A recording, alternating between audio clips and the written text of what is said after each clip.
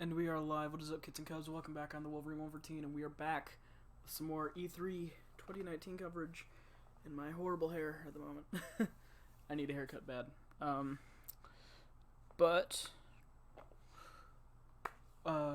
earlier today we had the PC Gaming Conference and the Ubisoft Conference. Now, I probably won't be posting those to YouTube, considering I was just scrolling through YouTube and another one of the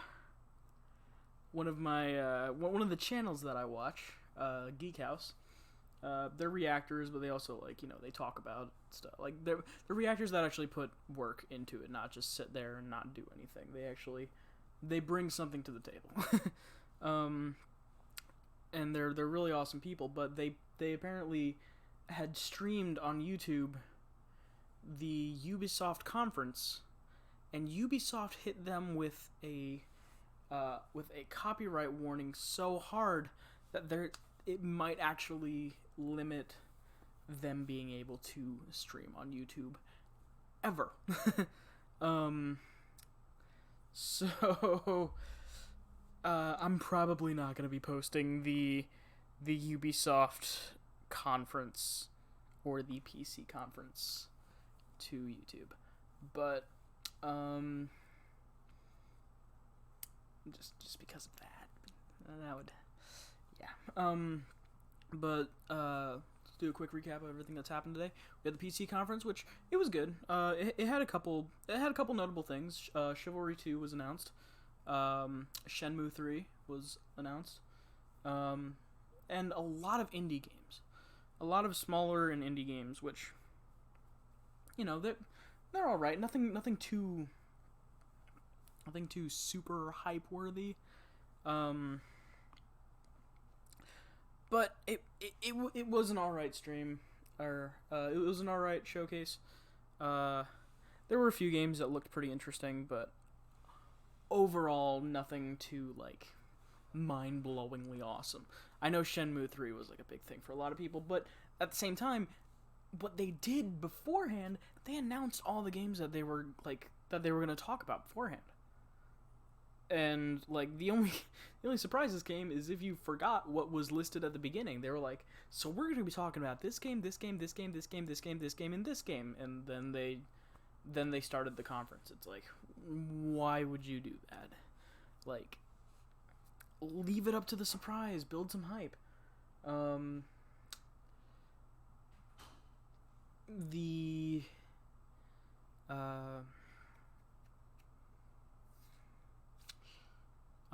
So they did that. The only hardware that they announced was just a curved Samsung monitor, which is cool, I guess. It's a monitor. Looks pretty cool. And from what I hear, it can do decent enough stuff. It can't run 4K. I believe they said the price was under $400, which, I mean, I'm not too well versed on the pricing of PC items, but from what people were saying in the chat, it's still a bit high, especially for what is given there. Let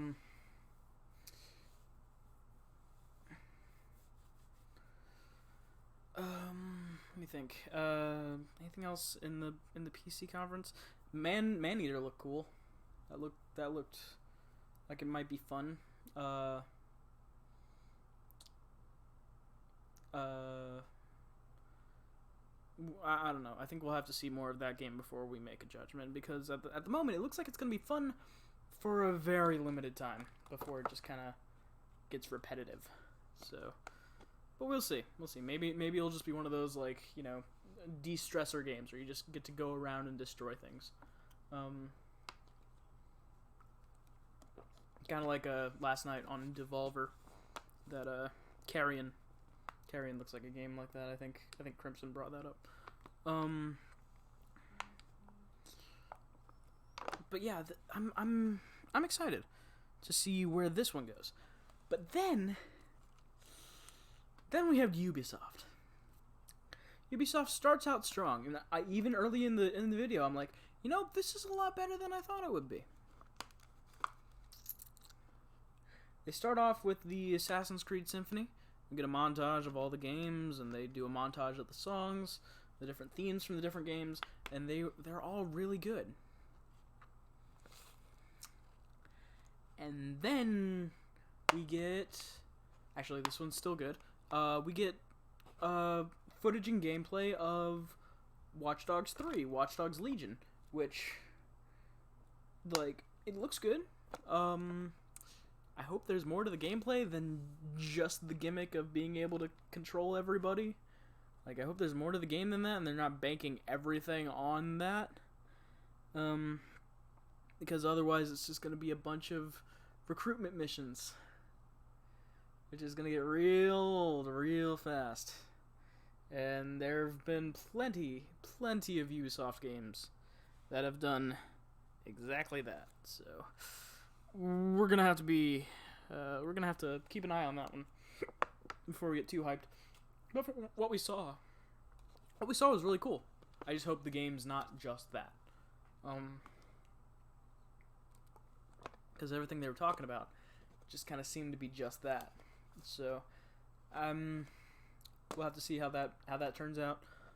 Then we've got. Then that's when things started, like, not necessarily turning bad yet. Just kind of getting stale. Like, they announced a thing for Rainbow Six Siege, like a new update, and it's like, okay, that might be cool. I don't play Siege, so it didn't really appeal too much to me. But the way they presented it was really dull. And I think that was kind of what hurt them in the long run. They had a lot of presenters just not too into it.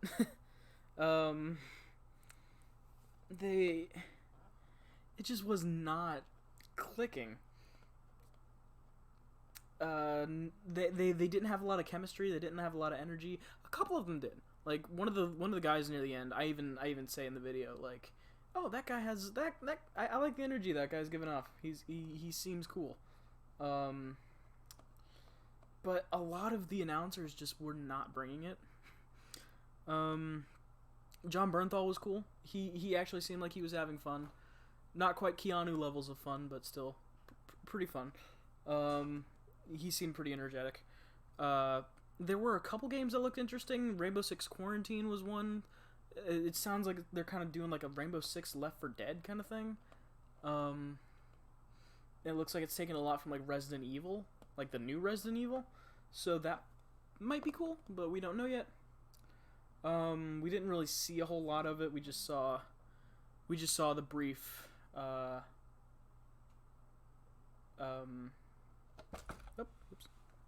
We just saw the brief trailer, just an announced trailer.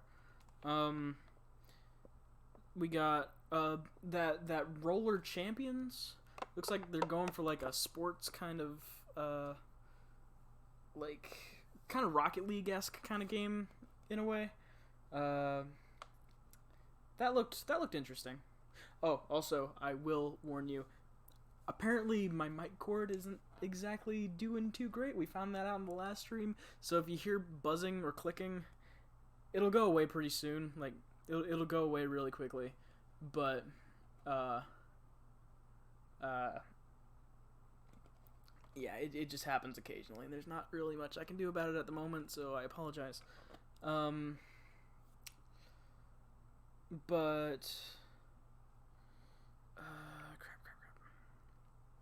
Oh, yeah. So, there were a couple games that were interesting. Not quite attention-grabbing too much.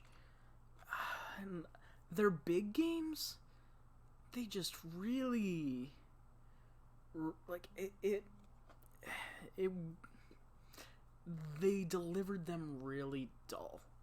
And, like, they were reading off cue cards. And there was hardly any energy or charisma. And it was just slow and dull and, like, it didn't have any sort of impact. And that was their big games. Those were what was supposed to bring the attention. Even for people like me who don't play them, you're supposed to set it up to where it's like, you know, hey, check this out. Check out our game. Like, sell me on it. You know who did that great? Fucking Bethesda. Bethesda did that last night. With Fallout 76, a game that I've been following the bad news on it, which there is plenty of it to go around. But last night, they basically announced a lot of what they're doing to fix the game. They announced some new game modes, which look pretty fun. I was watching Tyler play it earlier. Tyler is Green, and it was fun. It was interesting. I might give it a try. I might try Fallout 76. What the fuck? Like, that is that is where that's what you should be doing with your conferences. You should be bringing in people like me who don't like the game or are not interested in the game. Make me interested. The Ubisoft conference didn't do that at all.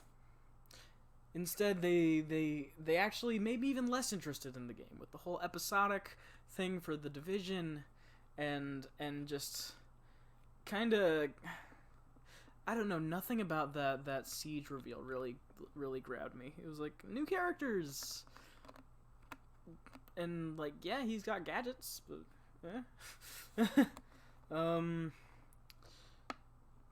and then a lot of the other games were just kind of really dull. Nothing was grabbing. Nothing was gripping.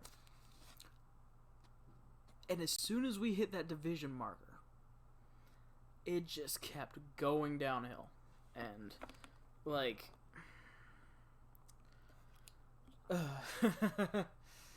it was bad. The note that they ended off on was not one of their biggest games. Which, like, you know, Microsoft ends off on Halo. Bethesda ends off on Doom. The PC conference, I forget what that ended off on. It was another big name. Ubisoft. Fucking Ubisoft. A game that we know for a fact that they have or a company that we know for a fact that has multiple major games in production. Beyond Good and Evil 2. The next Assassin's Creed. Probably something to do with Tomb Raider. Or, no, wait, Tomb Raider's Square Enix. Never mind. Scratch that one. That's... I was thinking of Square Enix. So, because hey, we're about to do Square Enix. So I was thinking of Tomb Raider, but... That's why it was in my head. Also, if you hear dogs, I'm sorry. But it's just like...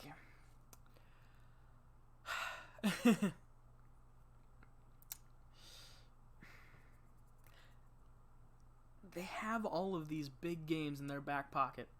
They don't even have to give us any details. They just have to show it to us again. They didn't even show Beyond Good and Evil 2 this entire E3. And for the past 2 E3s, they've shown Beyond Good and Evil 2. Where was it this year? Shouldn't it be close to coming out? Or at least, like, halfway through production? Shouldn't we be seeing, like, solid things for it? Or did they just forget about it? Like, has it just been put on the back burner? Like, what's going on? So that's like that was kind of like a big thing. Like, where is Beyond Good and Evil 2? It's completely not there. Hey Les, how you doing? So they have all of these major games on the back burner. They could have dropped a single thing for any of them. What does Ubisoft end their conference on? The big finale. Microsoft had Halo. Bethesda had Doom. What did they end up on? Gods and Monsters. What?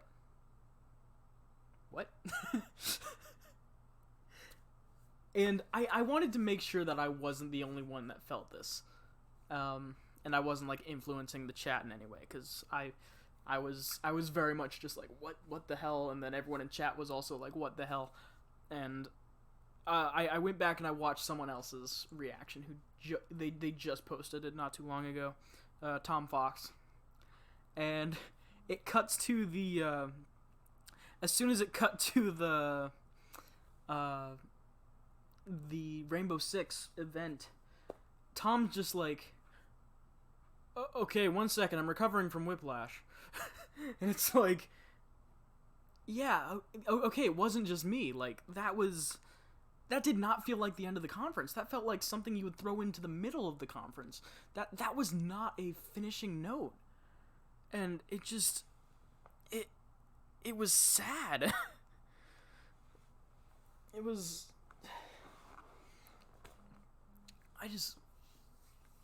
so, hopefully with the Square Enix event coming up, that'll be better. But we're expecting to see some Final Fantasy VII. We know we're seeing some Final Fantasy VII.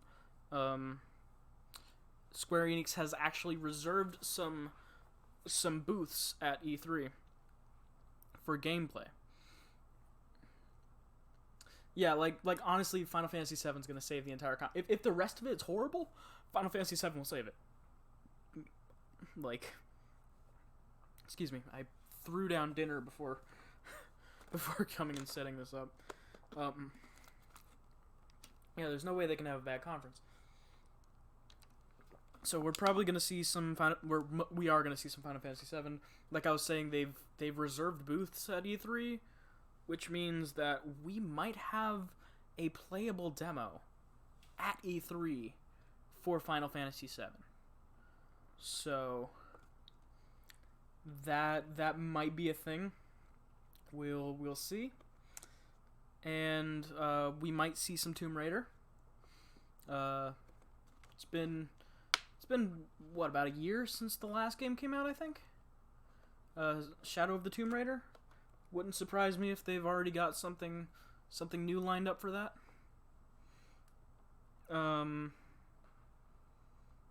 We'll see.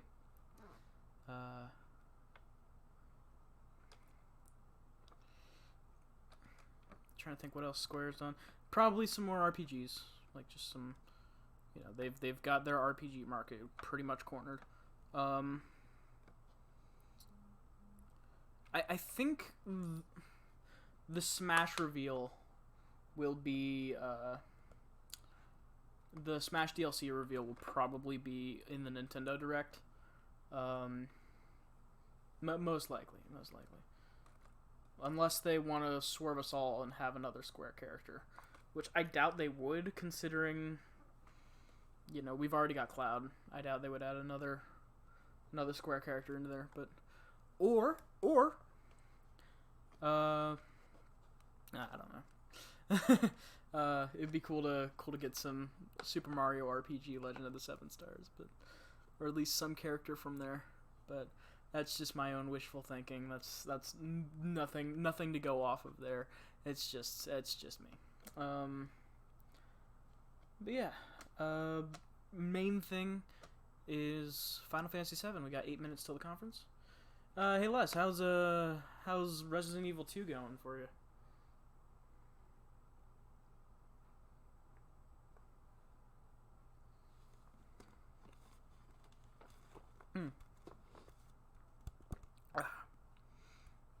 Already on assisted mode. That didn't take long. Which part did it for you?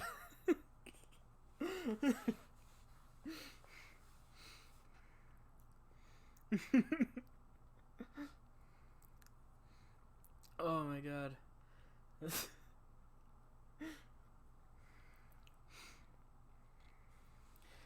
I love that game though. It's so much fun.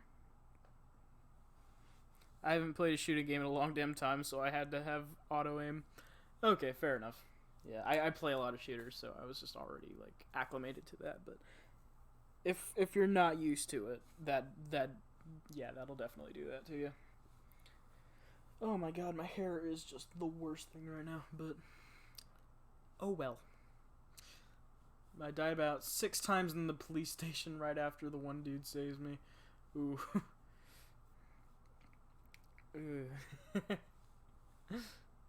Yeah, that'll happen. I'll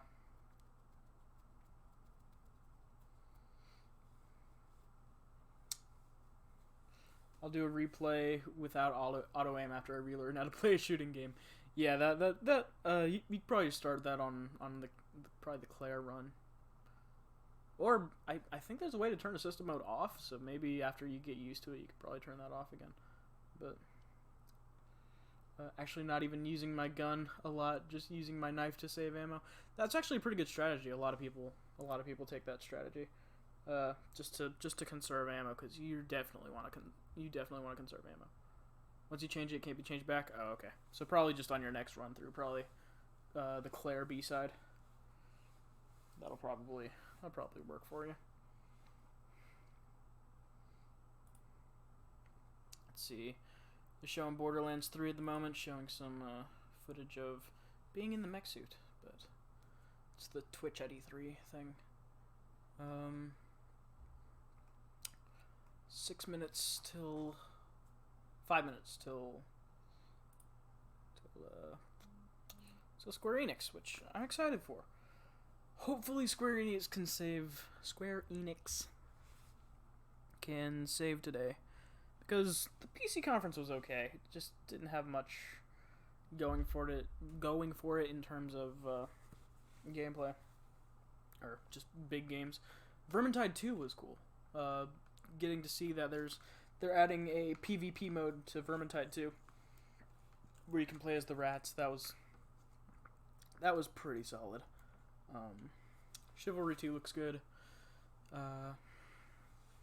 Maneater looks like it'll be fun for a little while. But yeah, it'll be interesting to see how it all works out. Yeah. I'm excited. This is the one I've been looking forward to today.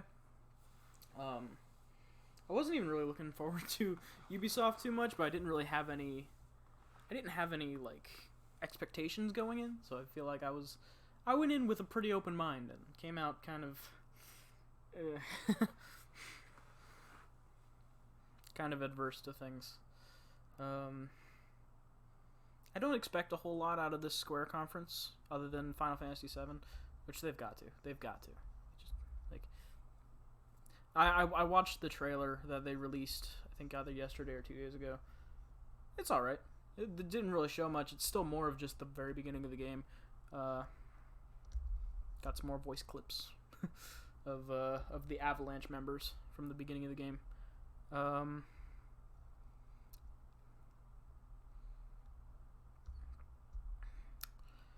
Yeah, I don't know. We'll have to see. But hopefully it does well.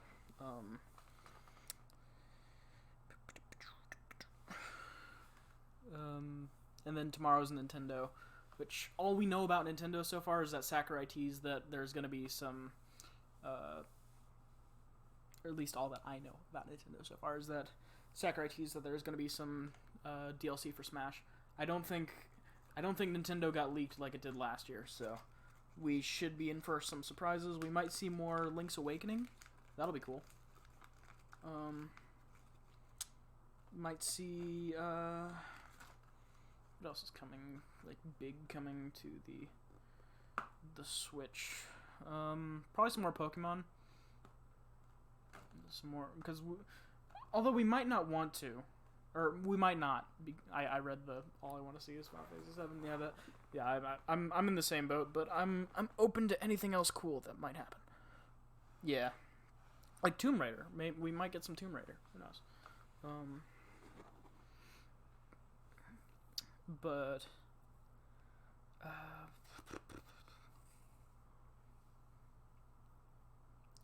yeah, we might not get any Pokemon tomorrow because we just got the Pokemon Nintendo Direct.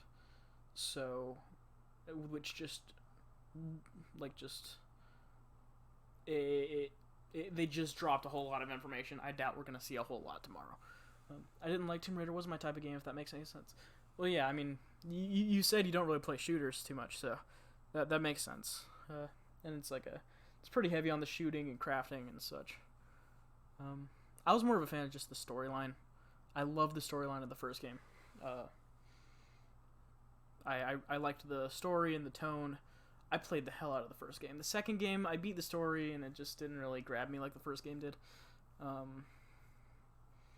Then I still haven't played the third game. I wasn't too interested in playing it, but who knows? We might get something cool. We're down to the last minute, so let's switch on over.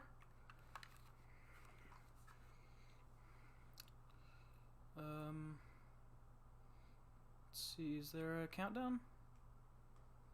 No countdown? Usually they have a countdown before they're starting this.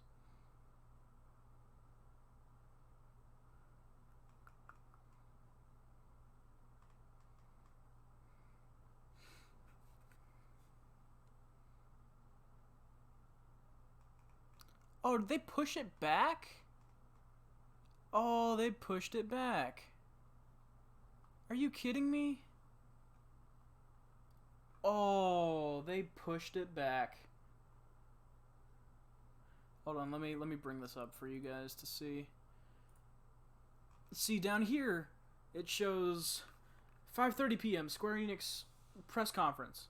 Well, if we go up to here in the today schedule, 5:45, pre-show hosted by Kinda Funny, 6 o'clock, Square Enix briefing. They pushed it back half an hour. So, rather than starting at 8:30 like this shows, it's going to be starting at 9. Okay, well, we're stuck here for another half hour. Cool. Damn schedules. Why? Why not update your schedules? Why not update this when you get the information? That's annoying. That's annoying. But hey, at least we'll get some more time to just kind of chill, chat, and talk to everybody who comes in. Yeah, that's stupid. But whatever.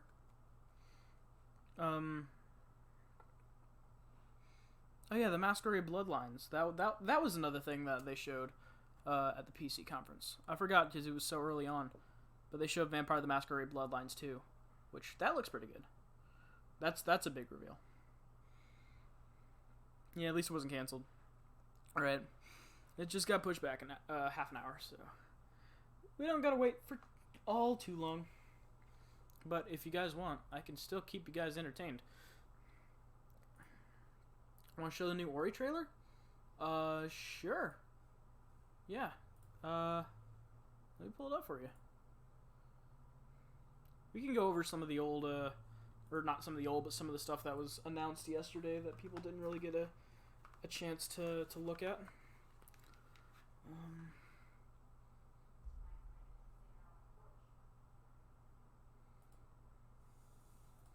Yeah, that's stupid. Okay.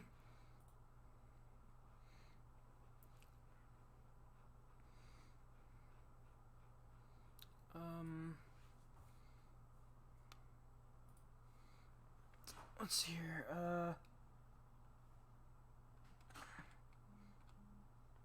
Ori and the Will of the Wisps. E3 2019 gameplay trailer.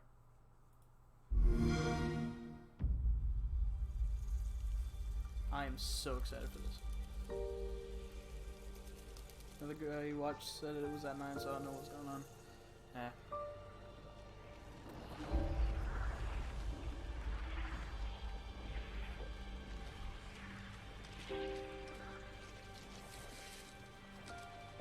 Hold on. Need to crank this down a little bit because my computer can't run that smoothly.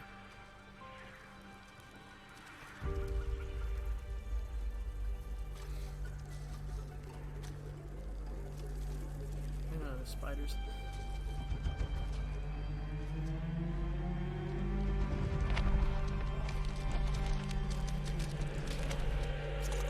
Ori is so...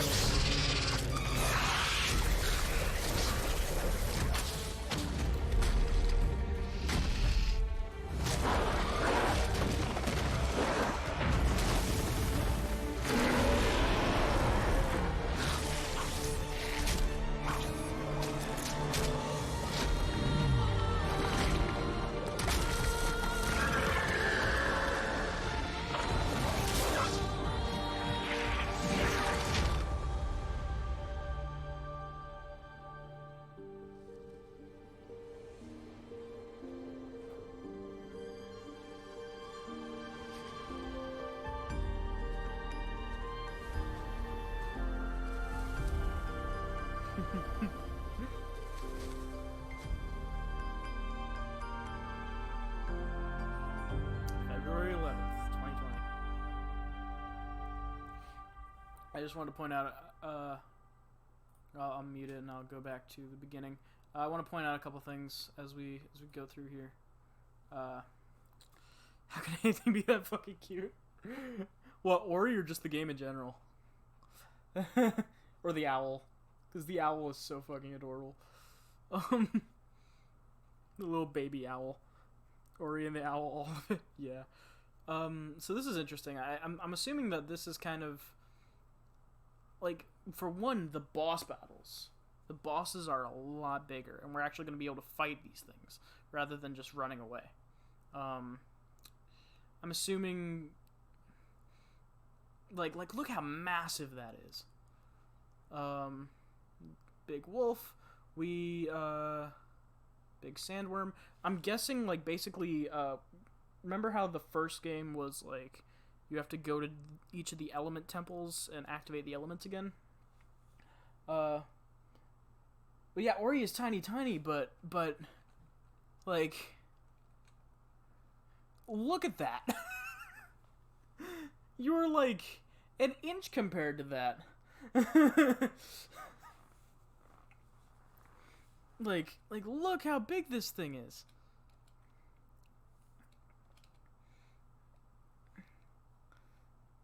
Yeah, but, like, that.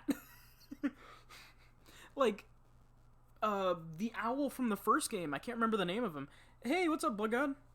The owl from the first game was, like, half that size. Like, the bosses in this game are massive.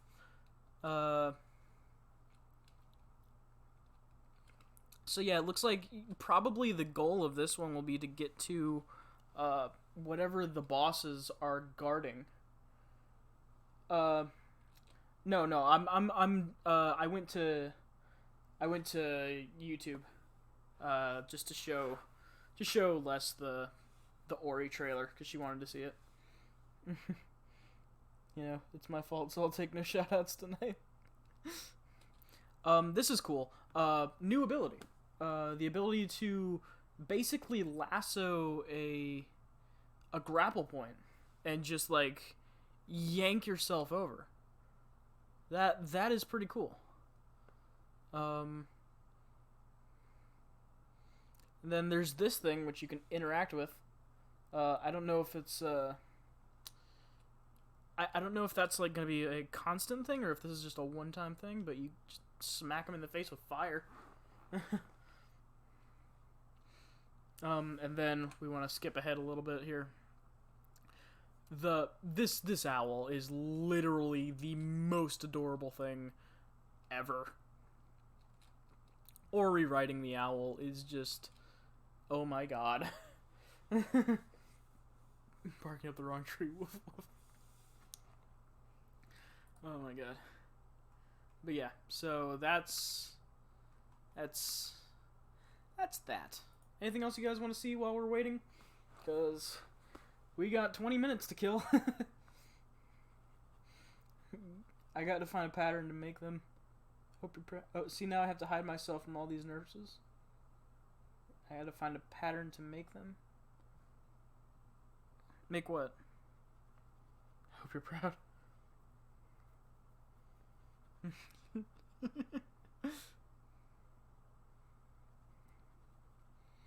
Oh, to crochet Ori and the owl. Oh yeah, that would be so adorable. Anything else you wanted to see that didn't get to catch yesterday. Because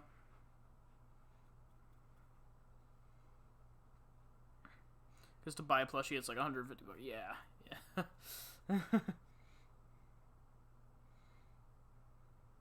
Crochet because I need to do it right. Yeah. I need to see some of your work, Les. I haven't seen anything that you do, so I want to see.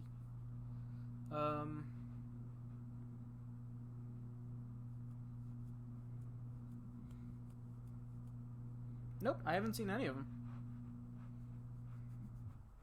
Yeah, any trailers that you guys may have missed yesterday that you wanna check back at here? Let me just search E3 2019 trailer. Not see my Hollow Knights I made? Nope. Make them and sell them. Bangin' Simulator. Yeah, we had the Watch Dogs 3 Legion, Maneater, which looks interesting. That was another one from the PC stream that looked interesting. Elden Ring, Doom Eternal looks fucking amazing. Blair Witch.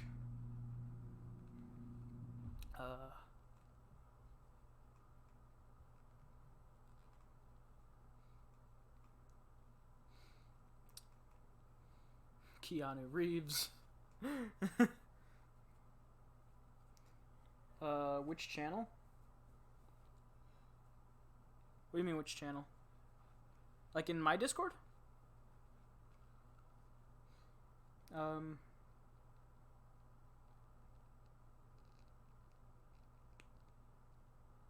Which channel you want me to put some? Oh, I have a channel called like Pics Not of You or something.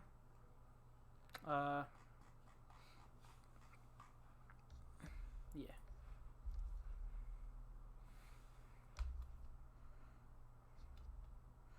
You can put them in that channel.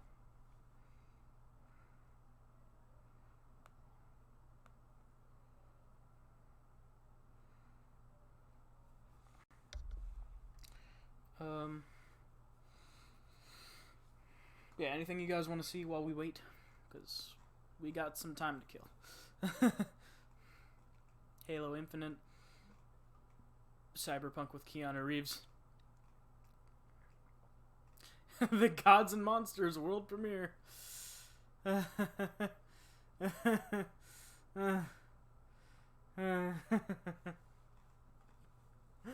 thing that ended the Ubisoft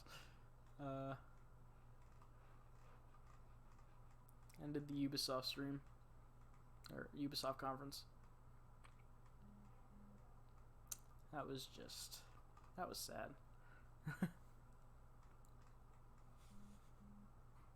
Oh my.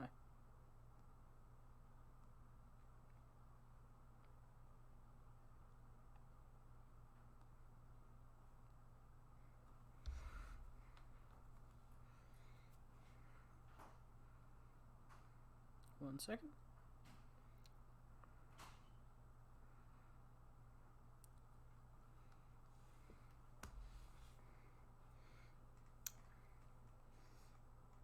Bro, I got a code white? What?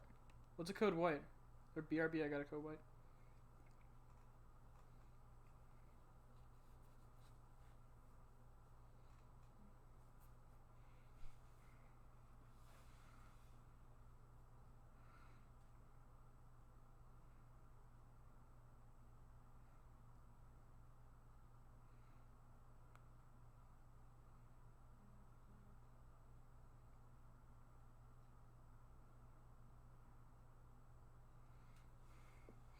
Blair Witch game? Alright, cool. Yeah, this looks good. Like, shockingly.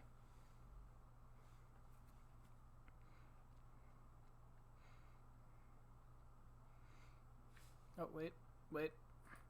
It's muted.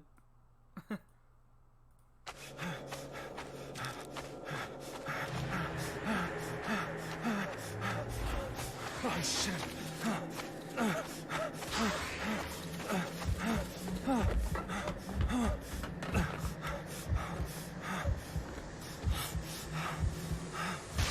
What the?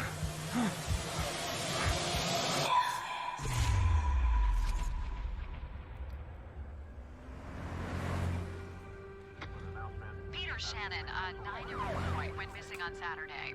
This afternoon, the authorities are organizing a search in the Black Hills forest. Okay, Bullet. Let's find this kid. Wait up, Bullet! Bullet! Where am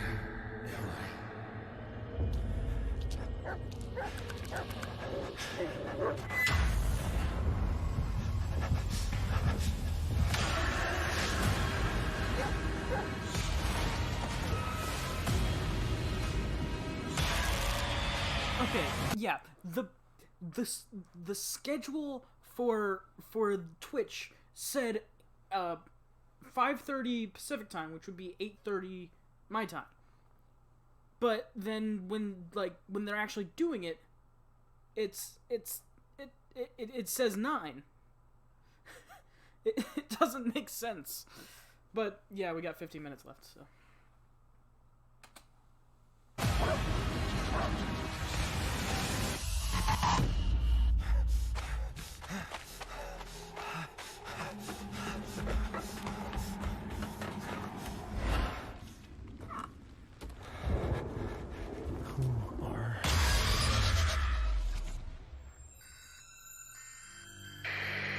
Okay, Bullet. Let's find this kid.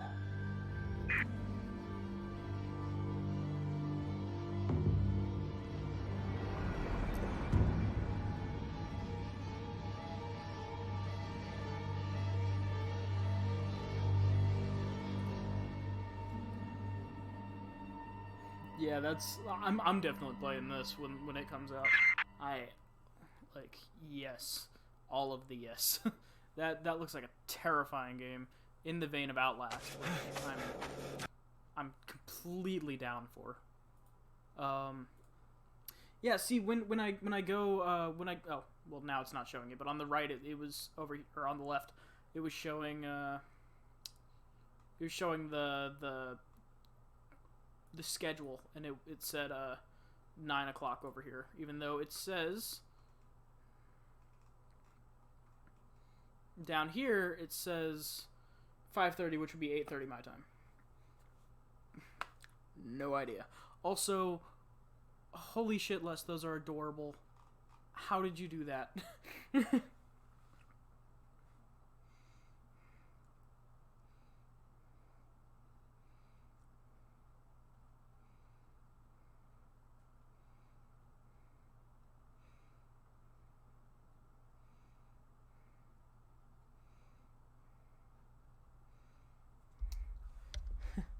Just my hands and thread. They are amazing and adorable. It's a lot more than just that.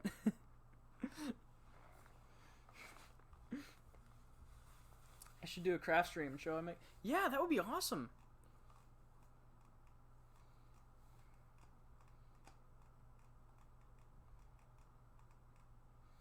Let's see elsewhere.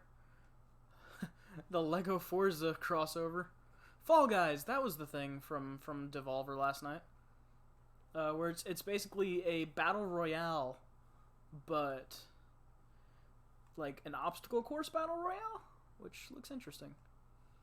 Battletoads, Flight Simulator, which actually looks good for some reason. Psychonauts 2, Rage 2, Cyberpunk, Halo,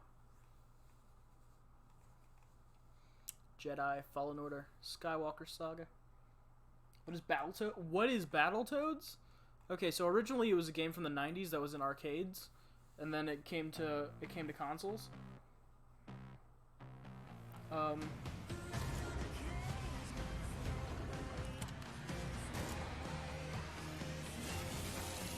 you missed the Blair Witch trailer? Yeah, it's basically like Outlast, but in the what? No thanks. It's basically like Outlast, but in the universe of Blair Witch. Yeah, it looks good. But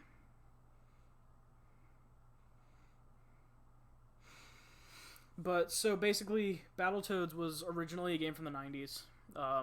It was in arcades. Then it came to I want to say it was SNES, and it was really, really good.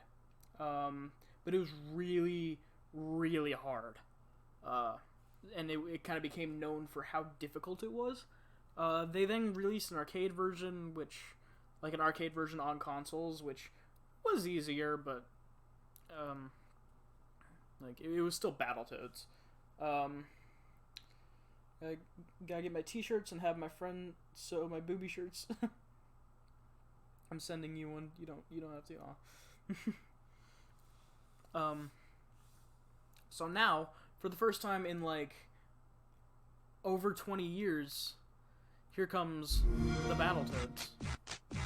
All over again.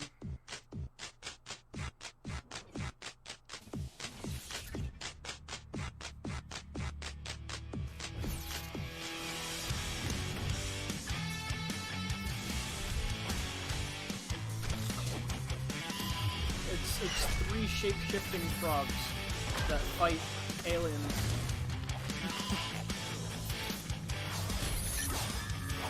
Rash, Zitz, and Twinkle.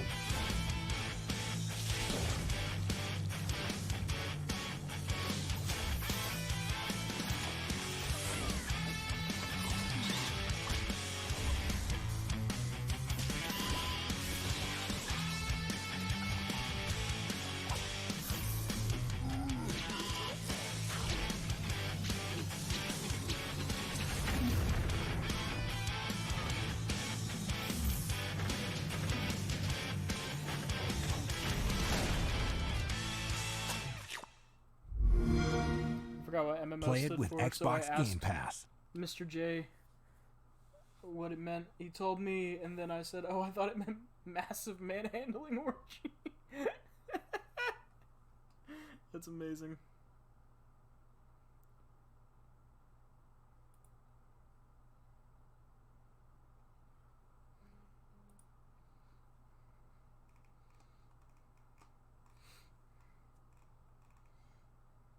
Boobies for all.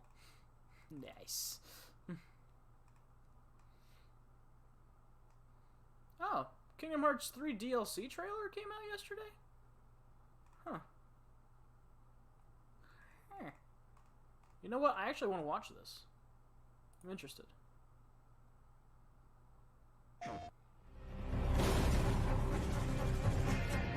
I'll replay the Blair Witch one after this. I'm really curious on this because I didn't see this.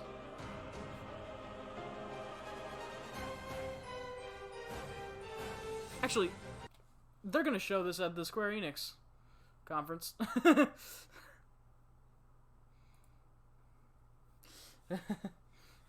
So.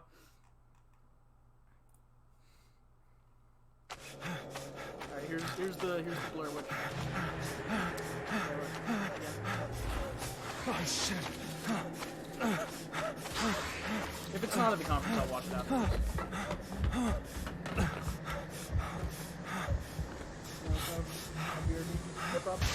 What the?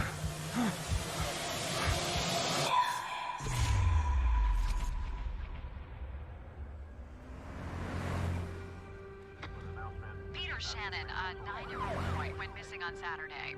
This afternoon, the authorities are organizing a search in the Black Hills forest. Okay, Bullet. Let's find this kid. Wait up, Bullet! Bullet! Where am I?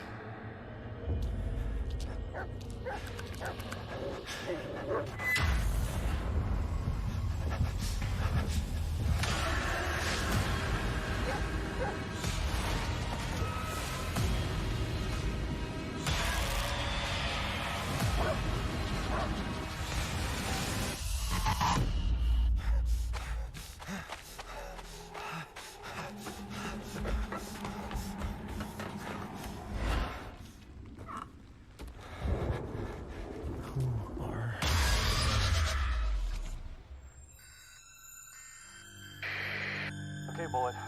Let's find this kid.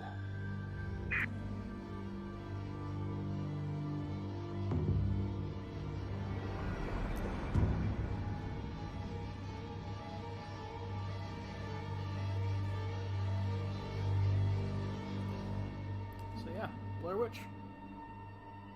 August 30th.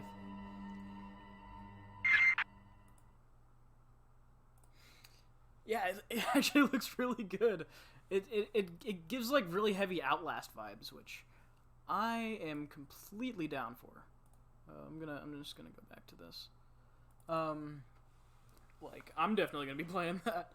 I'll add that into Horror Sundays.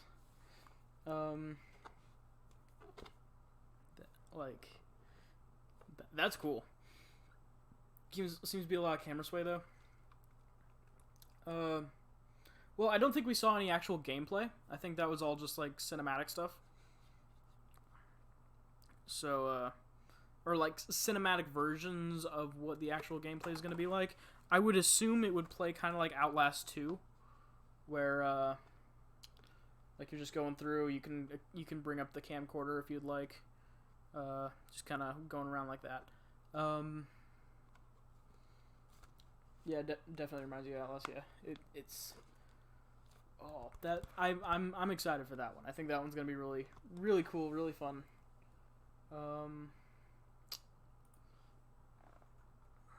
I was not expecting a Blair Witch game. Like, if you watch back my Microsoft conference video, I'm like, this is either like a Silent Hill game or a or Outlast 3, and it's like Blair Witch, really, really. Okay, cool. Oh, while we're waiting, make sure we're not nothing going on here. All right, yeah. While we're waiting, I want to show you guys another trailer.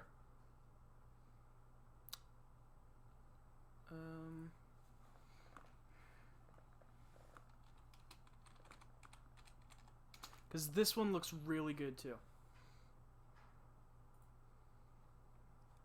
Want to quit your day job? Become a pro streamer. Want to become a pro streamer? Get your panels, overlays, banners. Funny. Yeah, I'll just let this. I'll let the game do the talking. It would probably help if I actually put the game up on screen.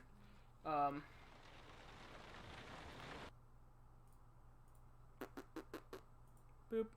Okay, there we go.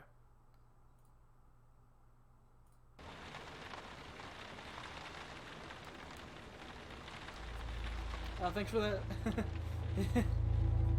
Oh god. This I'm excited for. I didn't think it was something I'd be excited for. Okay. It's something I'm excited for. You want to guess what it is? This is an outfit for a newborn. You bought it this morning. You wanted to surprise me. I'm sorry. You're pregnant. You know? I know because you already gave it to me. This has happened before. What are you talking about? What's going on? Someone is coming. He's going to hurt us. He says you killed your father. I need to know what happened. Why are you doing this? My father died. Died of a heart attack? No, I didn't have anything to do with... Any second now, he's gonna knock on that door. Help me. This isn't happening. This can't be happening. Police, open up. That's him. Did you call the police? We have a warrant. Please open the door. I didn't do anything. We're here to help. Don't listen to him. I'm your only chance. Open the door, right now. You know me. I love you. You have to believe me. Stop. No. You're under arrest. No. Hey!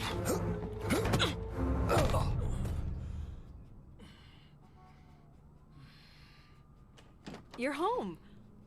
What are you doing? Are you okay? This is 12 minutes.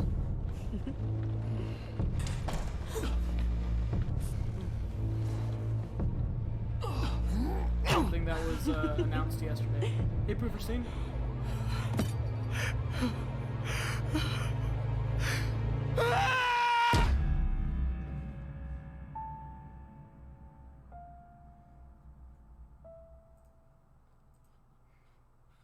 This looks good. Not replay. I meant to hit pause, but all right. So now, yeah, the Square Enix panel will be starting very soon. Let me give some people some shout outs real quick. Yeah, it looks good.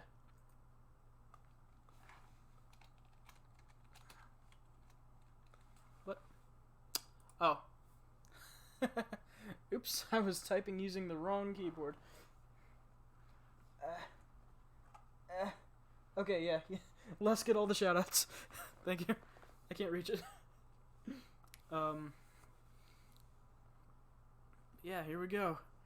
The Square Enix briefing in less than a minute. Here we go. Yeah. That was 12 minutes, which looks great. Yeah, the quality is the right quality, but I don't know what's happening here. Come on. Don't be like this, Twitch.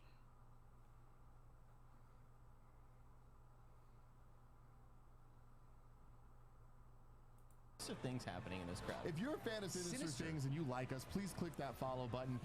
We are about 30 seconds away from Square Enix's live E3 show. Who's We're ready gonna for some Square over on our Enix? Twitch channel. If you want to Hopefully hear our we'll do a reactions lot live as they better. happen, twitch.tv/kindafunnygames. You just click that button right there, and you can watch with us. We'll be back for the post show. Thank you very much for And we everything you got guys are a doing. Mofo Guys, I love you, Twitch chat. S9 You're so Plus positive. with I love you. 64 internal gigs. So nice to us. I love you so much. Yeah. 12 minutes is PC and Microsoft, I believe.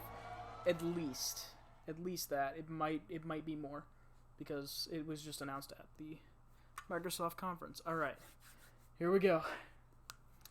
What are they starting off with?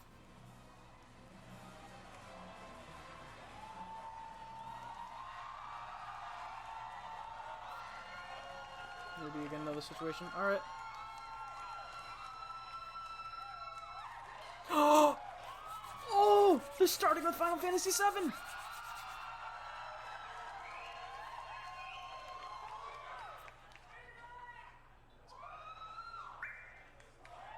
New game continue remake. Right,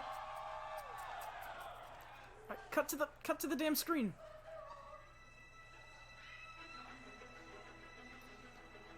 Oh, here we go. Here we go.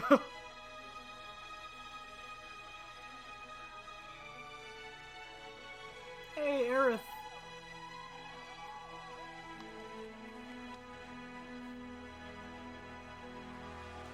Oh, wow, she looks good. Oh, the train.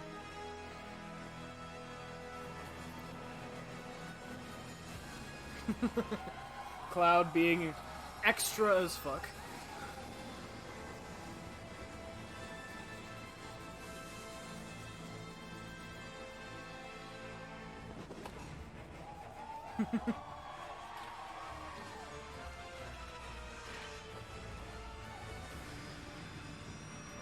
Oh, that can't be it. Like, they gotta show more, right? Please welcome Yoshinori Kitase, producer, Final Fantasy VII Remake. Oh, that looks so good.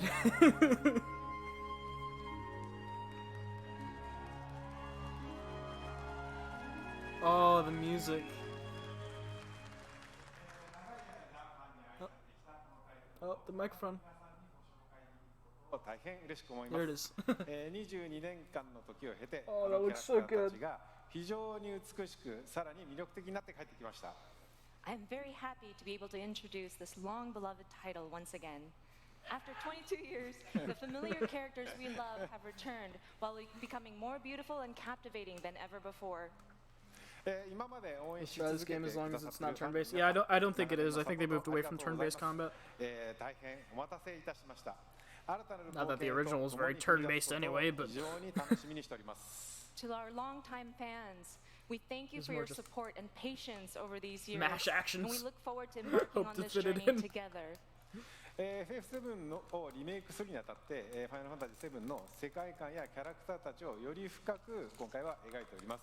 ファイナルファンタジー7リメイクプロジェクトの最初の作品となる本作ではミッドガルのストーリーを広大にかつ緻密に語っております。またゲームデザインも今作用に I think they know how crucial this is, and I don't think they're gonna fuck this up. I think they're gonna do everything in their power to not fuck this up. 十分期待に応える作品になっております。 Remaking Final Fantasy VII has allowed us to dive much deeper into the world and its characters than ever before. The game design was optimized for this title as well, and we anticipate 2 Blu-ray discs worth of gameplay content. 2 Blu-ray discs worth of gameplay The first content. game in this project Holy expands shit. on the story of Midgar and is such an elaborate retelling that it has become a solid standalone game in its own right. これからご紹介する映像およびゲームプレイで、ファンの方の、期待を決して裏切らない皆さんのね、よく知っているFF7 に再会できることとなります。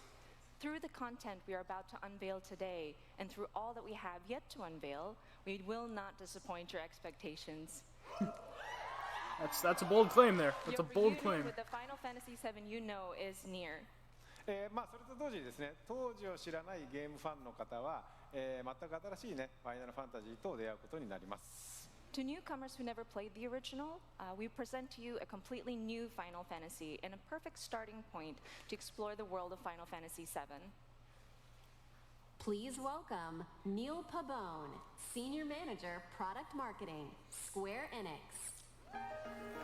Release date? They announced the release date on the trailer that they released like yesterday or the day 本日 before. はですね、ニールにゲームプレイを紹介してもらいます。 So, Neil is here to introduce you and walk you I through believe gameplay. March 3rd is the release date for next year. Let's mosey. Final Fantasy VII Remake features a hybrid gameplay system that merges real-time action with strategic command-based combat.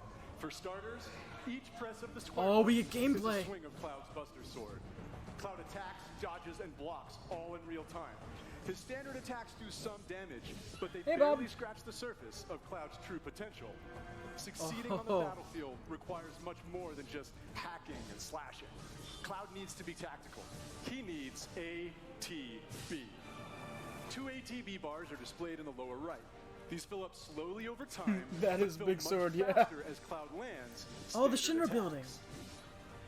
Yeah. Once an ATB bar is full, you can enter tactical mode, where time slows to a crawl, and you have the opportunity to choose actions from the command menu.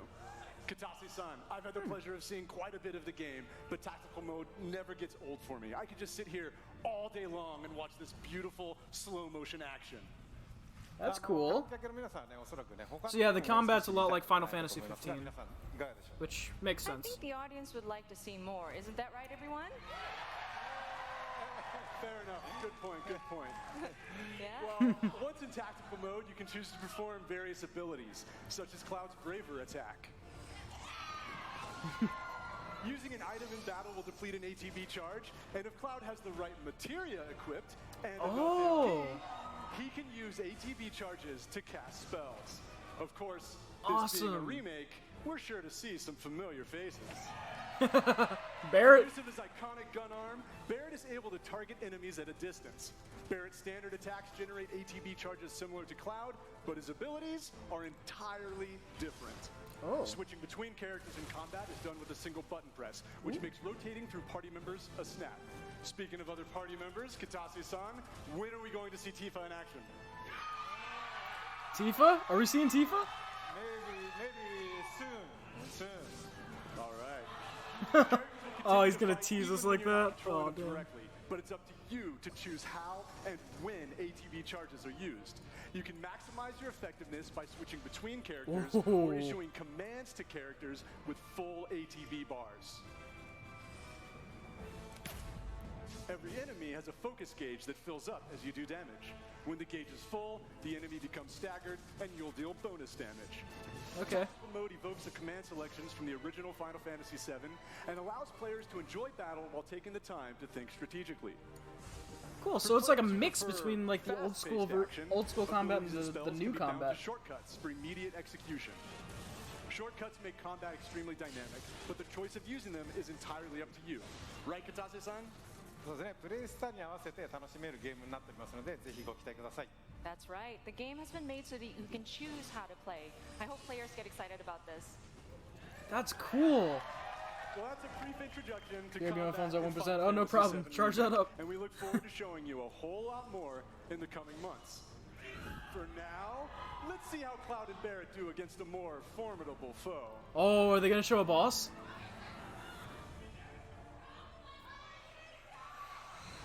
Oh, this looks so good. You double-crossing! Heads up.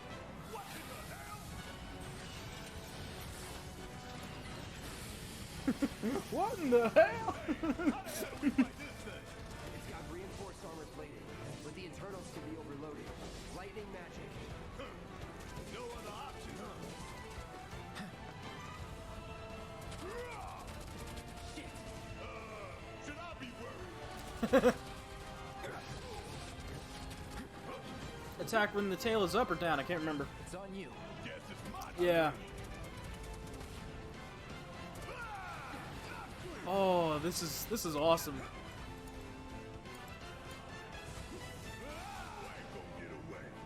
Oh yeah!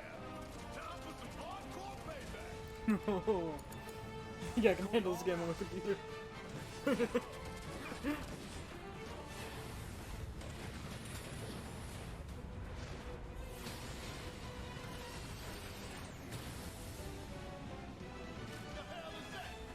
barrier? Never seen this defense system before. Thought you were the expert. Ah, so you can't hit them with normal attacks. When it's got that barrier up.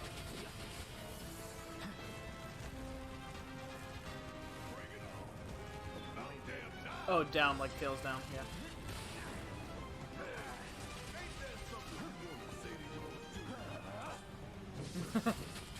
Oh, you gotta hit the specific area.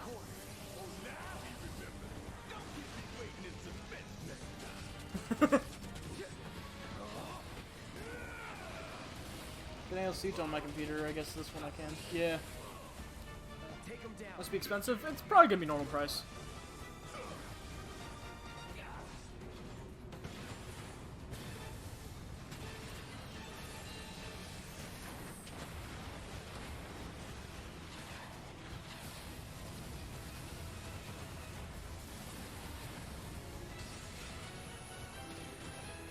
Damn it.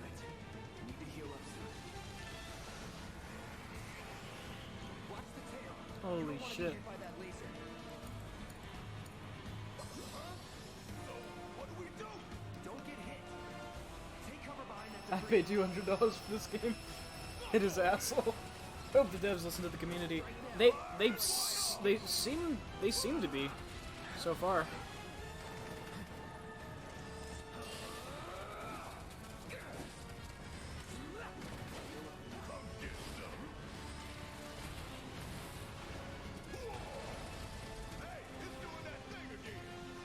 Like, this looks incredible. They're showing the entire boss battle.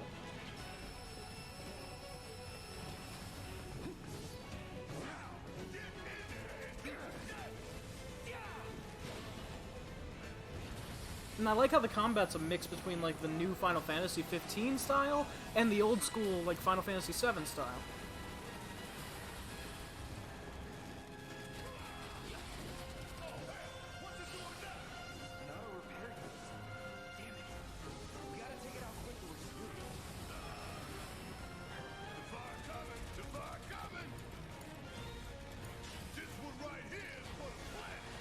Oh, oh, that was his limit. Oh. Taking over.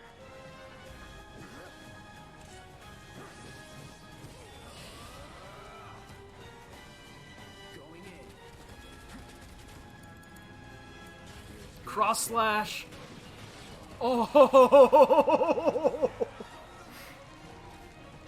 Yes. That looks incredible. I'm in. I'm in. Game's too much for you.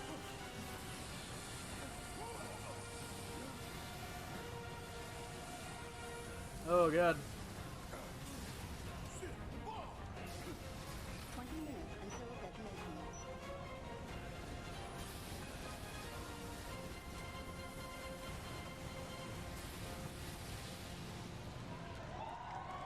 Tifa was in this fight though, they may have just You hear that?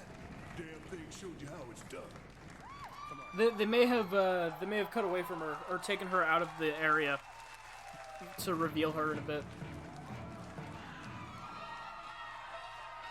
Please welcome Tetsuya Nomura, director, Final Fantasy VII Remake. Oh, Nomura. You done did it, my man. That or they've just changed it up a little bit to where she's not in this one. She might be doing something else at the time. To have you here. Katase-san, how do you feel working with Nomura-san once again on Final Fantasy VII Remake? はい、彼とはですね、原作の FF7 以降、何作もね、一緒にね、その後も仕事はしてるんですけども、今作のようにね、再びね、ディレクション、キャラクターデザイナー、そしてね、ストーリーとね、がっつり組むのはまた久しぶりなのでね、22年前と全く変わらない熱量でね、今作でも取り組んでる姿を見てね、私も正直ね、喜んでいます。When the E3 dies, Final Fantasy VII, I've worked with him on many titles, but Hey, Soap, it how has you been a while doing? since we've actually had him work Soap, so you just heavily on a missed project Final like this, Fantasy from the Final Fantasy direction to VII. character design to the story, and I'm really happy to see him working on this title with the same passion. I mean, they're still talking about it, but they showed off like a shit ton of gameplay. はい。今まで結構長い間お待たせしましたが、no problem, man. ずっと応援してくださっているファンの皆様、本当にありがとうございました。そしてですね、皆さん今日初めて Updating your new S9 to hopefully get into streaming 画 tonight. 面を Nice, 結 nice. 構長めに見たと思いますが、おそらく想像してた Is this gonna もの go と away? は少し違ったんじゃないかなと思っております。 So first and foremost, we wanted to extend our 60% update, gratitude nice. to those who have been waiting so patiently and have been supporting us for such a long time until now. And also, we've taken a look at gameplay right now, and we've barely showed you a good bit. Oh wow. ですね、まあそういうわけなので皆さんぜひ触れてみたいんじゃないかなと思いましてですね、実際に、触ってみたいですかね。 And I was wondering, do you guys want to actually play the game? Oh yeah. I knew it. I knew it. I knew it. I knew it. 明日から開催されます E3 のですね、スクエアエニックスブースの方で、Lucky bastards. セブンリメイク、プレイアブル出展していますので、ぜひ機会のある方は、触れてみてください。 So we actually have playable demo kiosks available at the Square Enix E3 booth. I knew it. So I hope you have the opportunity to try it out. I knew it as soon as Square reserved those booths, those kiosks. I knew they were gonna have a trailer for this. 皆さんにご覧いただきたいものがありますので、ぜひ、 A 昨日 trailer. はですね、 A demo. Playable demo. Those lines will be long as fuck, ショート版のトレ right? ーラーを公開しましたけども、今日はロング版を Oh, ご用意 this してま looks す so ので good.、ぜひご覧ください。 So finally, there is something that we wanted to show you. Yesterday we showed you a short version of a trailer at the Final Fantasy VII concert. Today That's we where it have was. a longer version. Oh, longer version of the trailer from yesterday, which means maybe Tifa? All right, Maybe Tifa? please take a We'll look. see. We'll see. We'll see.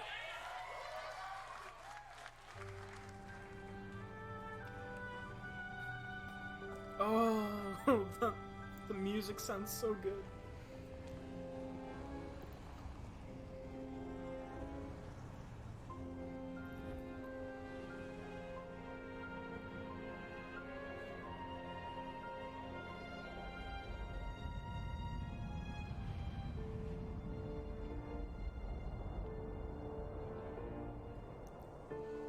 Oh, wow. That looks good. These sewer rats appear to call themselves Avalanche, sir.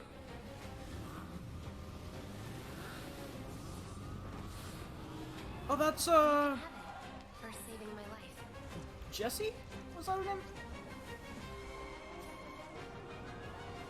You think he's a keeper? Oh my god.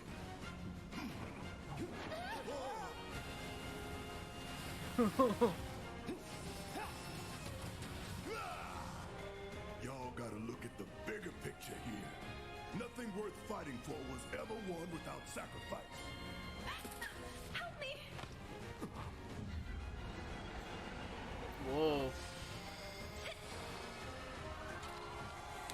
Aerith fighting. Oh, there's Tifa in the party. We haven't seen her yet. Yes! Tifa! Have you been a good girl? Oh. I heard you're having second thoughts. Tifa's best girl. I know we have to think big if we're going to make a difference.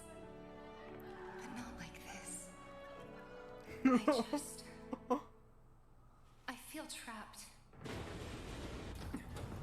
Oh, she looks amazing. My turn.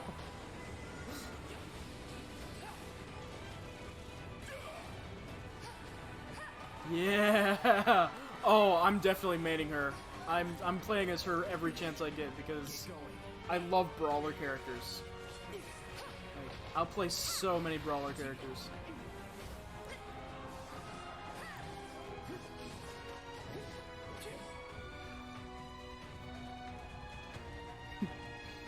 Oh, the Shinra building.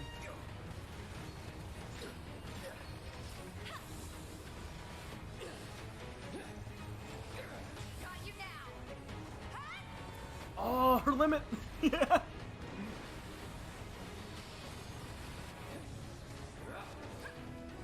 Oh. Oh, yeah, it is. You're not real. You're Cloud. I have a favor to ask of you. Run away. You have to leave. Oh, wow. You have to live. The voice I gave him in my playthrough is not too far off. To that hatred. It's so low and edgy. Oh my god, that looks so good. Yep, March 3rd, 2020.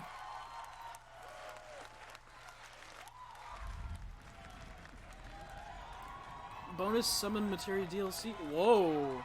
Art book, steelbook case. Whoa. Oh, whoa, whoa, whoa! Cut back, cut back, cut back! Oh, his motorcycle! Oh, you get a... You get a figure! Oh.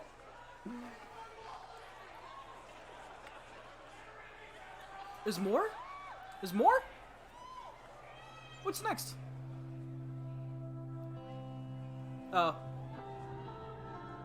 Okay, they're doing a different thing now. Hey, just this the is son I wanted to see. This is, yeah.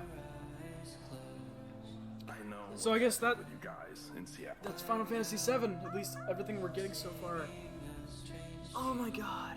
How do you feel? That looks so good. Come on!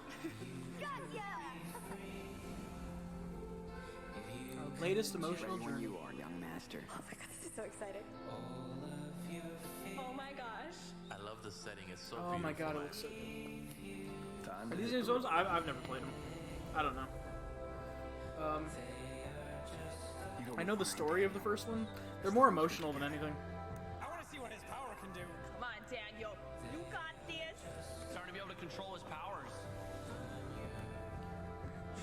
Oh no. No, I shouldn't do this. God, are you crazy? On the ground, now. Whoa.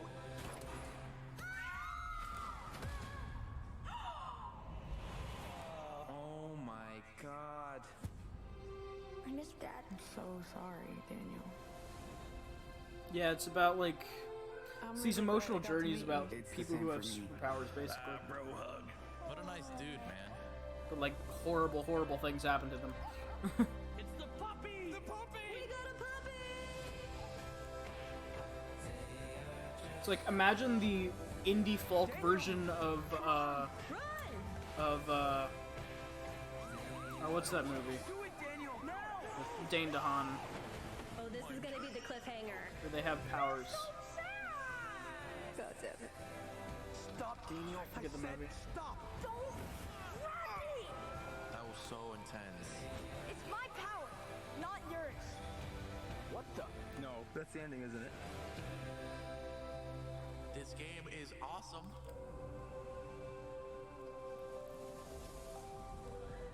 Oh, it's actually just Life is Strange 2. Play today. Wow. Shadow drop. Cool.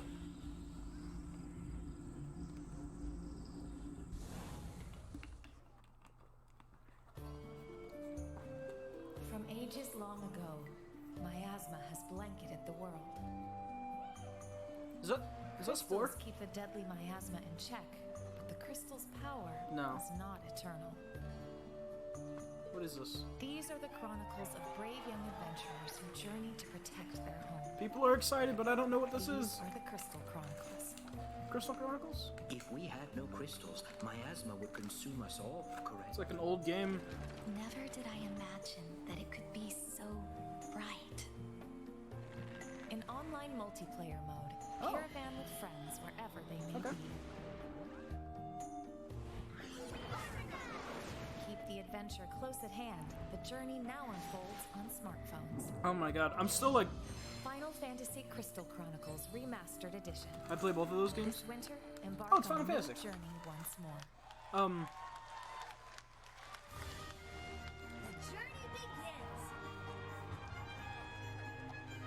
Yeah, I'm just like, oh my god. I'm still recovering from Final Fantasy VII. That was just so much all at once.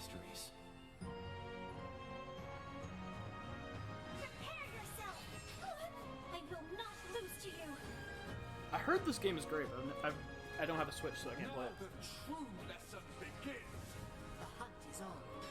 This is the beginning of your end. Not that I'd probably play it anyway beforehand, but now that I'm starting to get a little bit into JRPGs with playing Final Fantasy VII, the original, every Saturday at 3 p.m. I'm ready for you.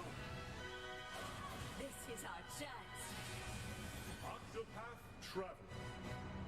Yeah, I'm just like, I'm still floored by that Final Fantasy VII display. Everything looks so amazing. Tifa looks amazing.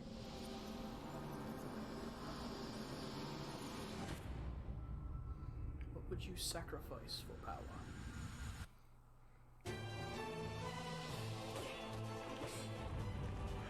Square's really coming out full force JRPGs today. Looks like they did an excellent job. Yeah. Like, holy shit. That exceeded my expectations for Final Fantasy VII today.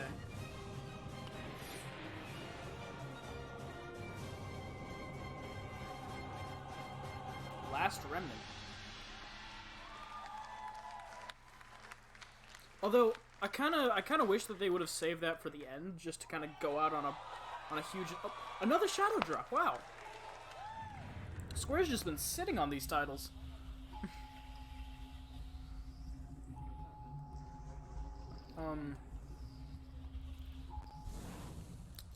I do wish they would have saved it for the end, though, just to kind of go out on a big bang.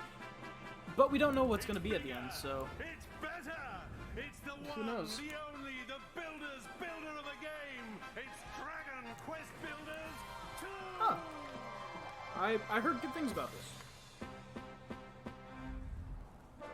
But it's another game that I can't play. They'll probably still have a big end. That's what I'm thinking. Maybe more Final Fantasy VII. They could do that. Oh god, that was dark. To be lost until you, a young apprentice builder, manages to escape the clutches of evil. They could probably just bring more Final Fantasy VII at the end. It'd be fun. But who knows? It is up to you to doff your mallet and club, unravel the riddles of this land, and defeat the hateful children of Harkon. See, this conference is doing what Ubisoft failed to do. Most of these are on Switch, I believe. I know this is on Switch. Or actually, wait, no, that's on PlayStation. I just saw the controls. That's X options, the touchpad on the bottom there. This is PlayStation. In a larger world with more variety and options than ever before, and a little help from the eager islanders. But it's just doing what the Ubisoft conference failed to do, and that's taking games that I wouldn't normally play and making me interested in them. Treacherous mines and spectacular castles. Like, Dive into the watery depths to discover Ubisoft didn't do that at all for me. Games I wasn't interested in, I still wasn't interested in by the time it was done. In fact, I was less interested in Division 2. But this, I wouldn't play this. I hate survival games. I hate builder games. But this looks fun. This looks interesting. Luckily, accompanying you on your quest is the enigmatic Malroth, an aggressive amnesiac. I've never played Dragon Quest. Use powerful attacks on the battlefield to This looks take fun. down monstrous beasts.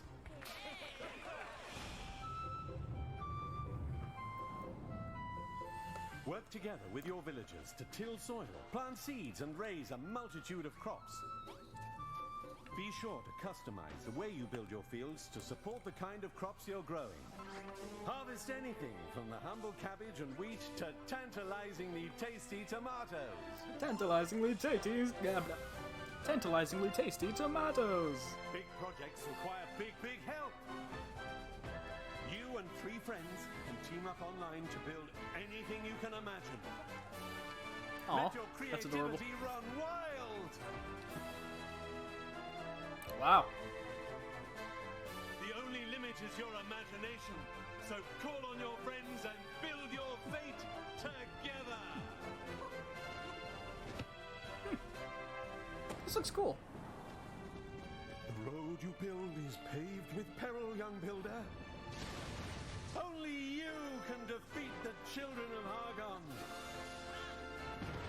Bring an end to destruction and save the world in Dragon Quest Builders 2! Yeah, I'd play the shit out of this. Yeah, it's PS4.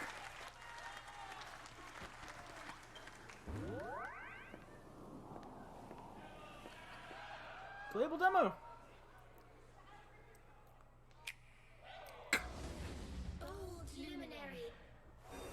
Oh, and then this is actually Switch. This is the core Dragon Quest games. They announced this at a Nintendo Direct a few months back. Know this. The luminary is the root of all evil and will bring but misery to our realm. Right, you can swap between art styles at will. I think FF7 is PS4 only. No, I don't think so. Because all the other games are on, all of the other, systems. They even just had a huge deal with Nintendo where all of the previous Final Fantasy games from, I think, 7 through 9, or 10, 7 through 10, are all on Switch. So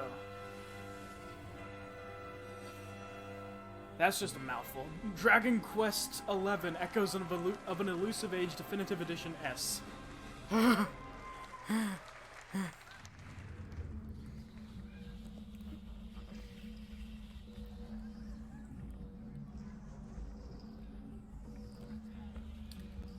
What's next?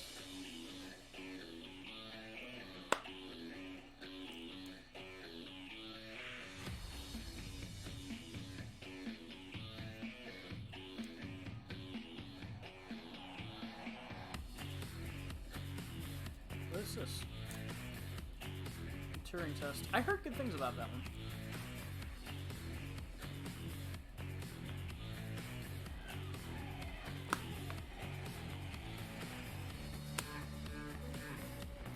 So this is like their kind of... I think this is like their indie creations.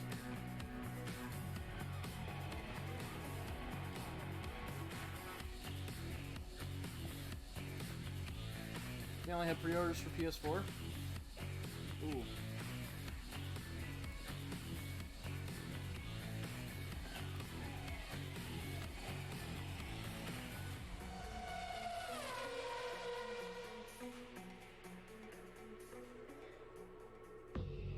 Hello everyone, this is Carolina. Alberto, I'm Carlos Mastreta. I don't know why it would only be We're a why it would family only of be that. motorsport fans from Mexico, and we're the founders of Original Fire Games. Over the last few decades, we have seen a fascinating evolution in racing games. And nowadays, you can drive almost any type of car on amazing recreations of the best tracks in the world. However, we believe it's time to try something different. We want to do this by reviving a style that pioneered racing games decades ago. Our game. Well, we don't know. We don't know for certain yet. Oh, whoa! What happened to the stream? Which brings together a whole Oof. range of styles and eras of motorsport. We are delighted to share this moment with you. And show a sneak preview of our game, which Square Enix Collective will publish in 2020. Join us for the ride, and see you again soon.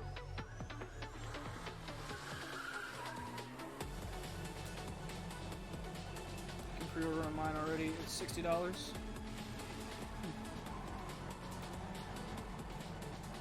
PS4 only.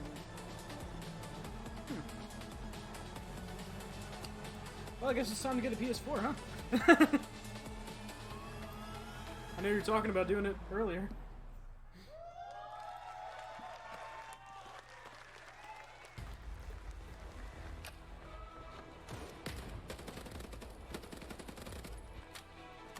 Battalion 1944 recaptures the core of classic competitive first-person shooters. You'll need to quickly That looks coordinate like COD. strategies with your team on the fly, whilst keeping your movement nimble and your aim precise if you hope to beat out the competition. There are multiple game modes for you and your team to dive into. Test your skills in domination, capture the flag, or team deathmatch, and perfect your tactics in the highly Like old school competitive COD. wartime game mode. Faceit competitive toolset is fully integrated into the game, bringing So they said it was world-renowned 2 competitive discs, but I wonder if both of the 1v1s, discs are going to be tournaments, rankings, in the and same leaderboards. game case, or are they gonna Enemies, sell them win separately? matches, and rank up to demonstrate your Battalion 1944 prowess and unlock visual customization rewards.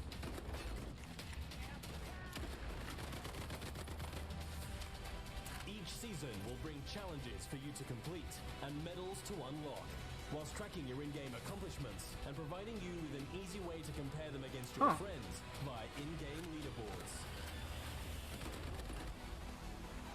Halt the Axis offensive in their tracks with the rapid-fire PPSH, or take fire Well, you're with looking pixel at the- precision with the Mosin Nagant. And I mean, a from what it whole looks like, host you're of looking new at the, weapons just as deadly as their owners. With a You're looking at the range of environments to PS4 test version your of the skills game. in, and a variety of weapons at your The disposal. Play the as a other team versions might be in and different compete areas. to be top of the leaderboards. Available now on Steam. Search for the Xbox version, nothing comes up. Oh, wow. That's a little bit of a bummer, but...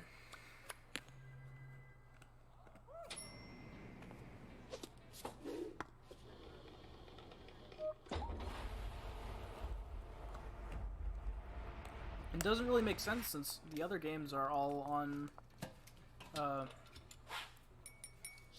are on all the other consoles, so...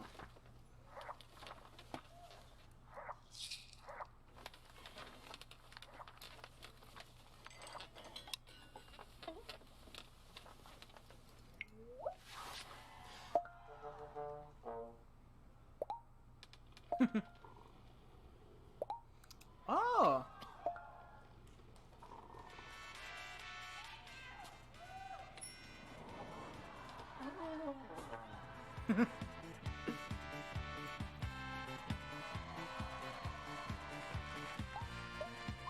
Cool! Awesome!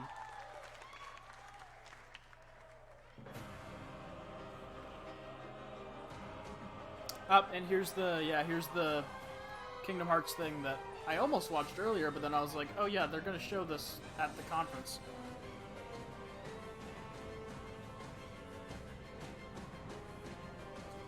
Told you. So how'd it go? World tour.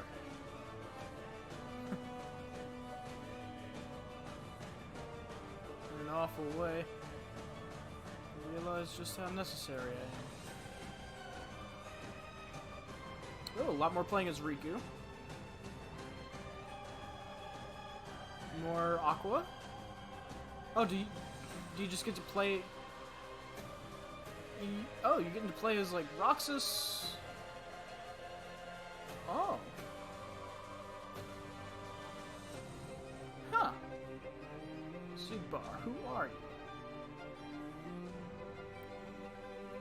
Alright. Doesn't make a difference to me anyway. I'll just keep playing dumb.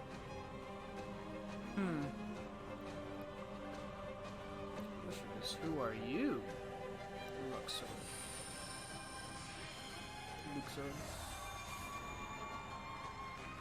Huh. That looks interesting. I liked Kingdom Hearts 3. They might release to Xbox. It would make sense. Please welcome. I don't know why they wouldn't. Yoshida, producer and director, Final Fantasy XIV Online. Final Fantasy XIV Online, yeah. Right now it's PS4 only. Yeah, that's weird.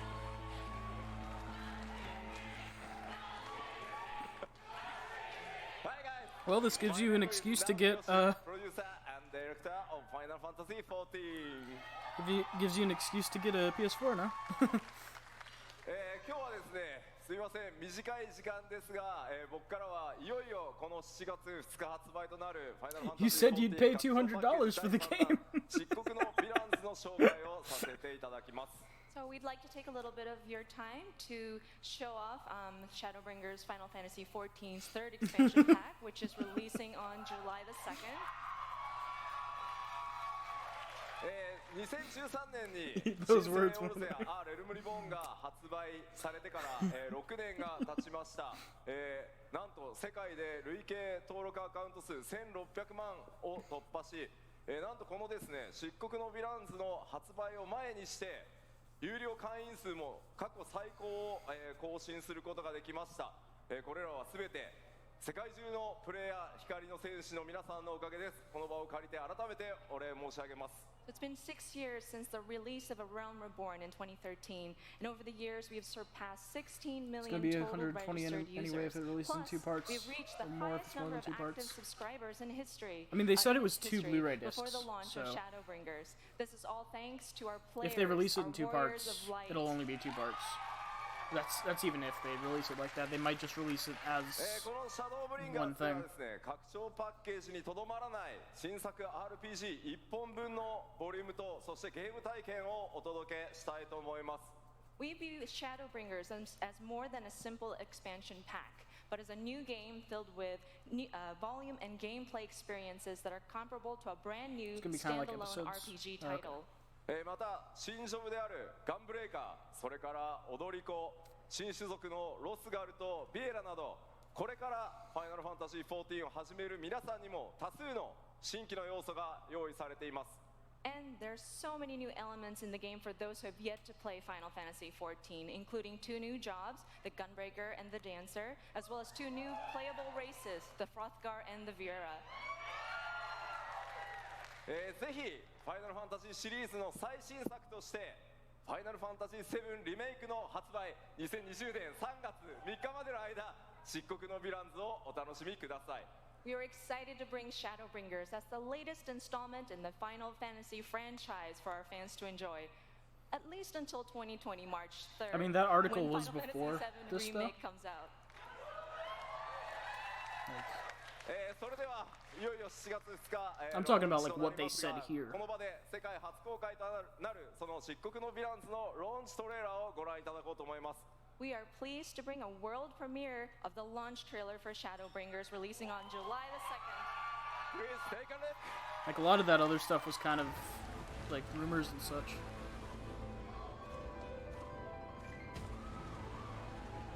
The last one was before. The first 3 are for the pre-order on GameStop. The oldest joke in the book. And when, pray tell, did we last have a dark night? Over 100 bleeding years ago. That's when.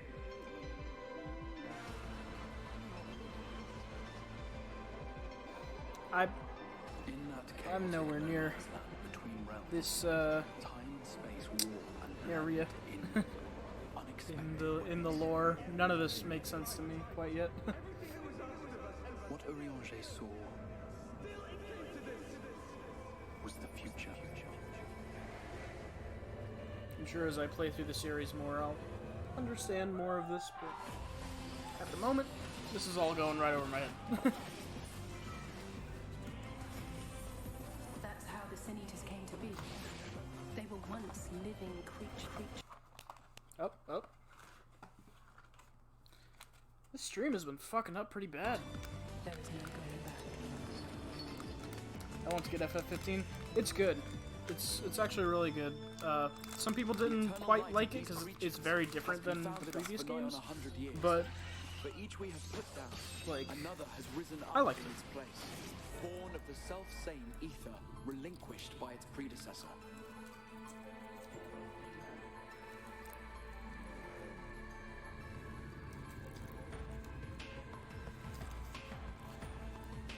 That's him. That's Wolvy. Oh my.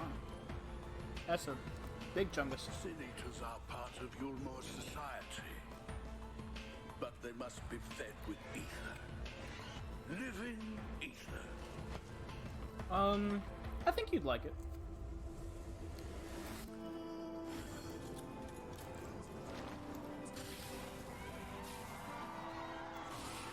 Basically, did you like the gameplay that you saw of Final Fantasy VII just now? Like those who try to save it. Because This world that's the gameplay that's Final Fantasy 15 gameplay, basically.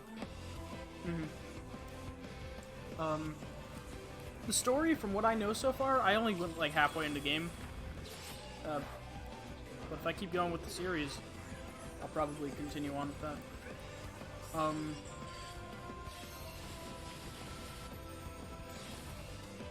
The story's pretty good. Never done it before, but I could get used to it. Yeah. Everything we That's what I figured. What was it for?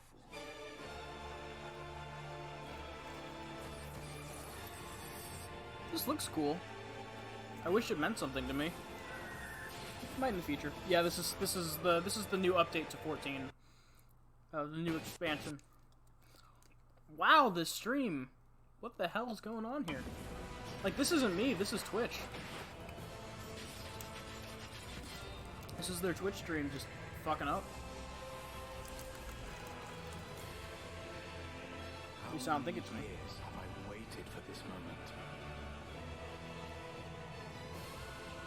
For the one possessed of her blessing. For you.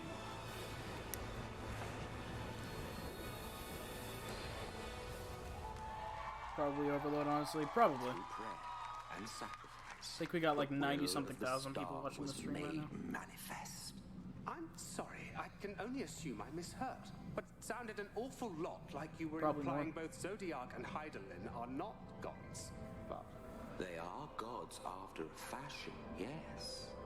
The eldest and most powerful of primals. This means nothing to me.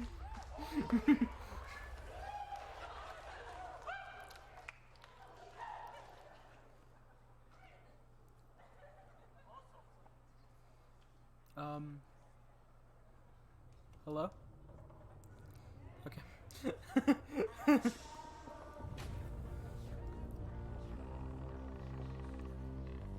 Whoa.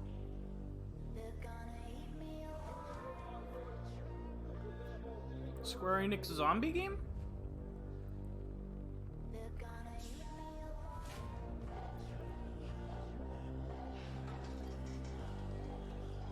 Oh, a parkour zombie game.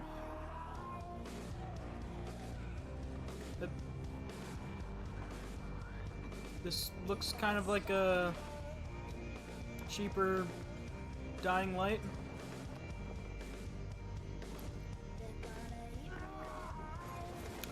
But wait, Square Enix was the ones that did Mirror's Edge, right? Because this looks like... they basically just copy and pasted the Mirror's Edge... the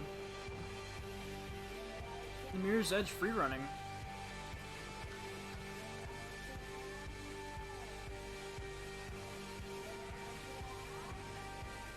and combat. Oh, it is Dying Light 2. Huh, this looks like a cheap version of Dying Light 2.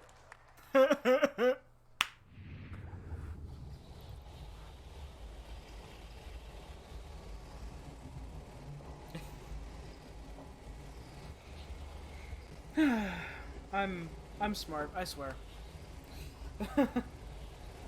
I know I don't prove it ever, but I swear.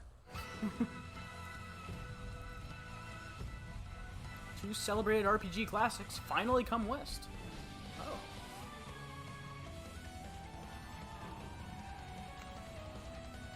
Oh. Okay, cool. Looks cool. Looks fun.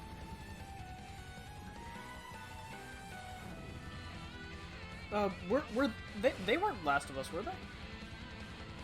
Was Square Enix Last of Us? I know it was Naughty Dog, but was it Naughty Dog and Square Enix? Or close, Les. Close. Freudian slip there, huh? New Lobster? Is that what it said?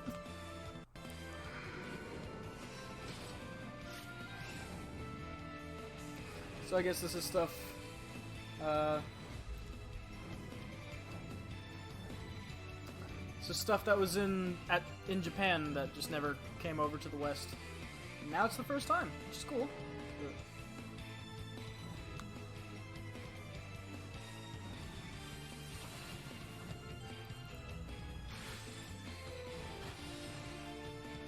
Yeah, because they were at the Sony conference, but I don't think they would fit in any of the conferences now.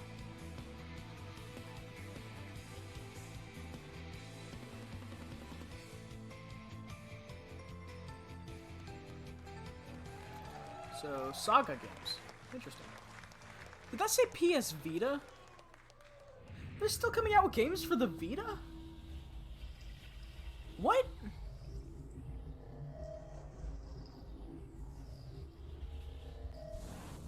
They're still coming out with games for the Vita? Final Fantasy Brave Exvius. What? Enjoyed by fans the world over, has surpassed 39 million downloads. Oh, it's a Final Fantasy mobile game. Now, Square Enix proudly presents the international reveal of a new title Square born Enix. from the FFBE universe. I always call it Square Enix, but War apparently it's of Enix. the Visions, Final Fantasy Brave Exvius. These two titles, FFBE and War of the Visions, will be the pillars of the growing world of Lapis.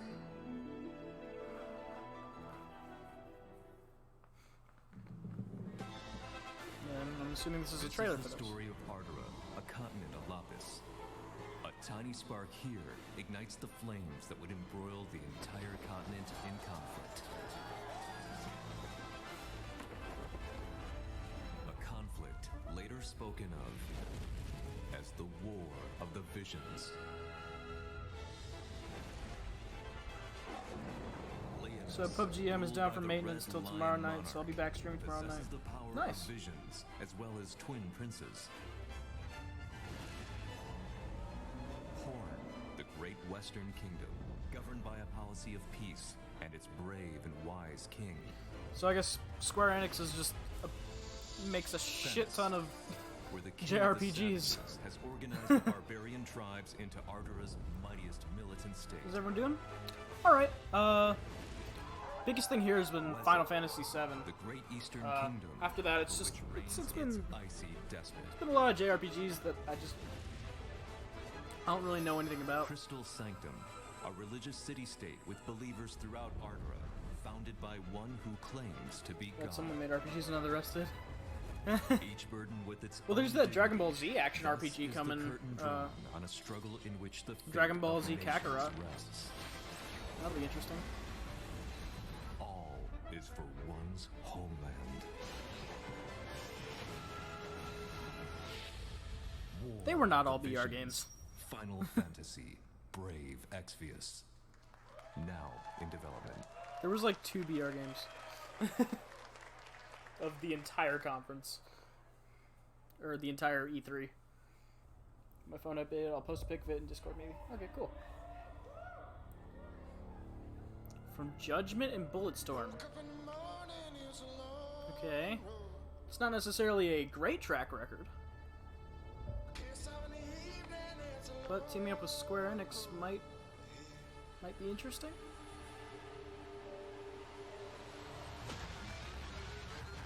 Oh, what the hell?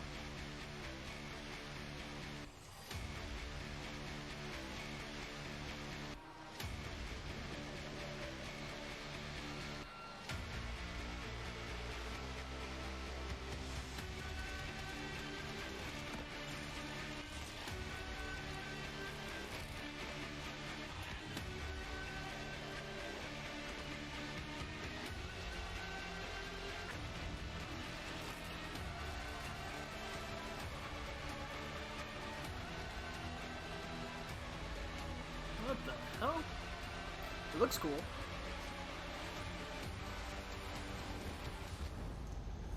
Outriders.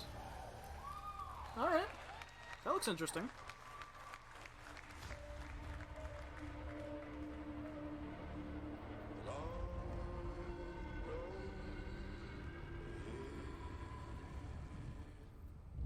Summer 2020.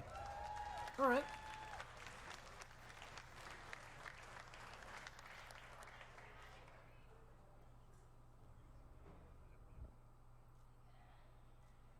Please welcome Sebastian Wojciechowski, Studio Head, People Can Fly. They have these like really weird pauses in between each thing that they're doing. Alright. Good evening, ladies Like and gentlemen. it should just be flowing one into the next thing, but it's like okay, now this is done. Now we set up this thing. It's like no, it should be fluid. Yeah, any Bulletstorm fans in the house? Alright. Wow, let me tell So you. these it like feels really great to be short here. It but feels very amazing noticeable to awkward be able pauses to finally announce in between things. Outriders. I'd like to thank the team at People Can Fly.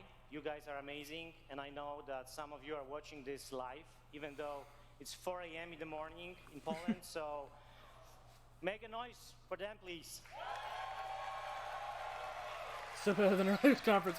Yeah, no, I'm much more invested in this than I was in the Ubisoft conference. On this exciting new IP. You know, over the past few years, People Can Ubisoft Fly conference has was grown so to bad. over 200 developers and 4 studios across Poland, the UK, and most recently the US, to bring you what is our most ambitious shooter to date. What time does this go off? I don't know. To present more of our vision, I would like I'm to assuming take it's this probably moment an to hour and a half introduce conference. A short video from our game director, Bartek Mita. So thanks a lot. More on Outriders I would have this thought winter. normally that would probably only be like a half an hour conference, kind of like Bethesda's was. But was Bethesda's half an hour or an hour? I can't remember. But this seems to Shooters be. are in our DNA. I mean, they have a lot of content to drop, so. It's our passion, and it's what we do. They've already like shadow dropped 2 games already. Outriders draws on all our experience from all our previous titles. It's a game we wanted to make for a very long time. We describe Outriders as a dark, modern shooter built with traditional values. By that, I mean we are creating an experience with a strong story that you can enjoy with your friends or on your own. People Can Fly have never really been known for strong We stories. want to tell a complete story. We are confident. We are building a shooter with a powerful gunplay, incredible weaponry, Okay. Unique guns. and a hostile That new that world looks cool. we want to spend many hours in. It's a game we've had in our Guns heads already more ever unique than since Anthem. People Okay. Can Fly left Epic Games. Outriders is a 1-2 or 3-player drop-in, drop-out co-op shooter. In our game, you will create your own Outrider Co-op and journey across the hostile planet of Character Dino in customization. search of the source of a mysterious signal. It's a pretty dark and unforgiving world, and yes, there is a lot more depth to the game, but I can't say too much more right now. This actually looks interesting.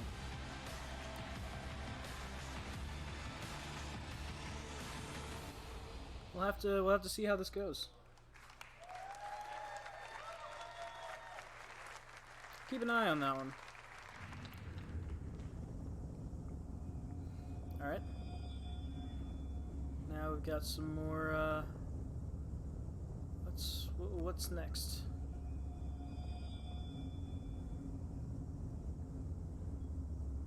This one's a blue light. Reincarnation is the foundation of our way of life. We celebrate the lives we've been given and offer up prayers for the next. It is grief of death which shackles the living and causes the dead to stray. Indeed, there is no greater affront to reincarnation. So we turn our grief to joy as we send off the dead.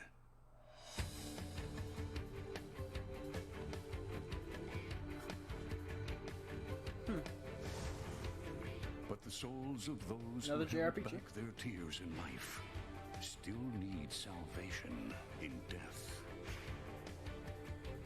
A duty that falls to the Watchers.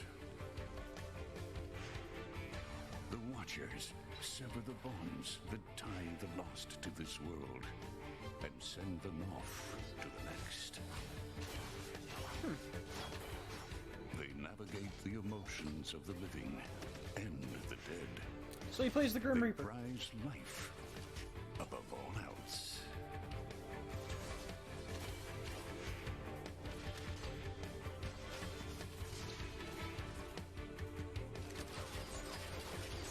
That looks cool. This is the story of one Watcher.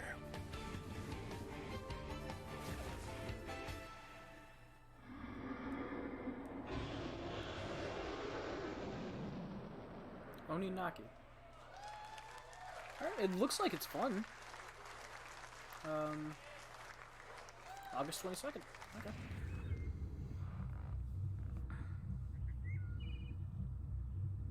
Next.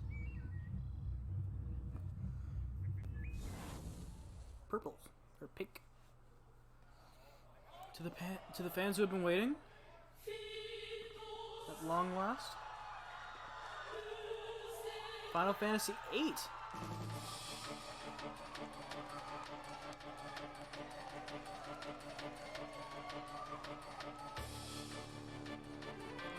Remastered Final Fantasy VIII. Okay.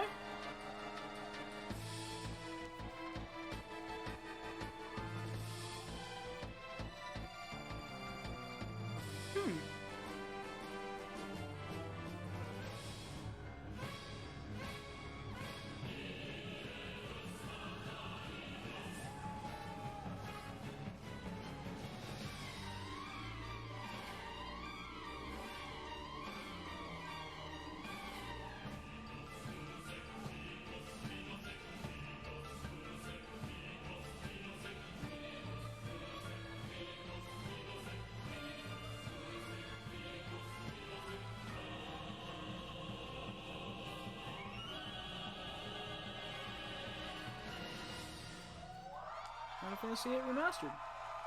Alright, cool. I'm in. Coming 2019. Coming this year. Excuse me. Wow. Okay. Yeah, I'm in. Sure. Oh, what's this? I know this. Avengers! The Avengers Square Enix game! I forgot they're working on this!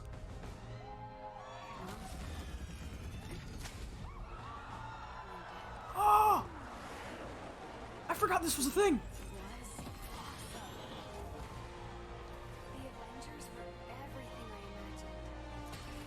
Oh, they look weird!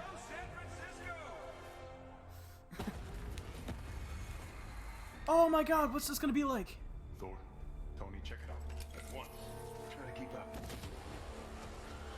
I mean, they look closer to their comic book adaptations, but... This just got a whole lot more interesting.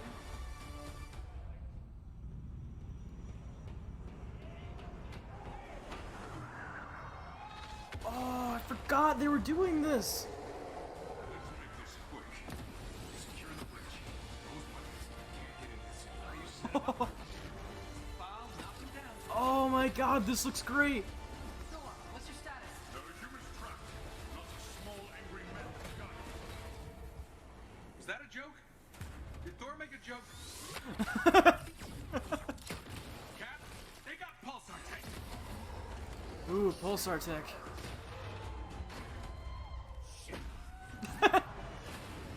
Oh my god, Taskmaster. Ooh god.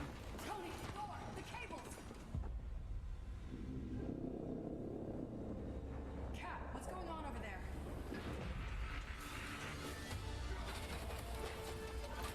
Start the Chimera. What's your status? Oh my god.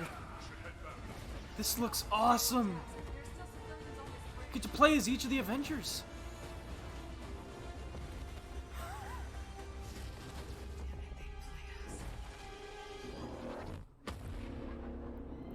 Oh shit, did Cap die?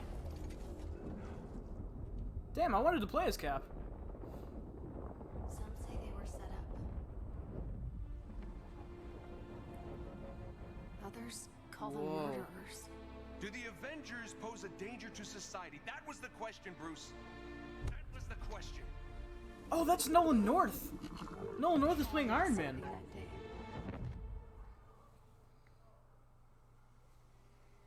But that's not how this story ends. Oh.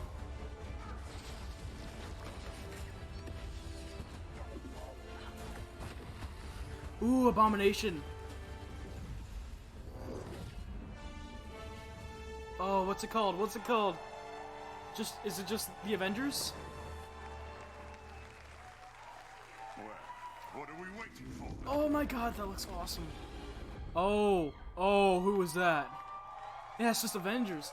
Oh, I'm hyped. I am hyped for that. Please welcome Yeah. Sean Eskai, Creative Director, Holy Crystal shit. Dynamics, and Bill Roseman, Vice President and Creative Director, And they're gonna talk Marvel about that. Games. Oh my god, that looked great.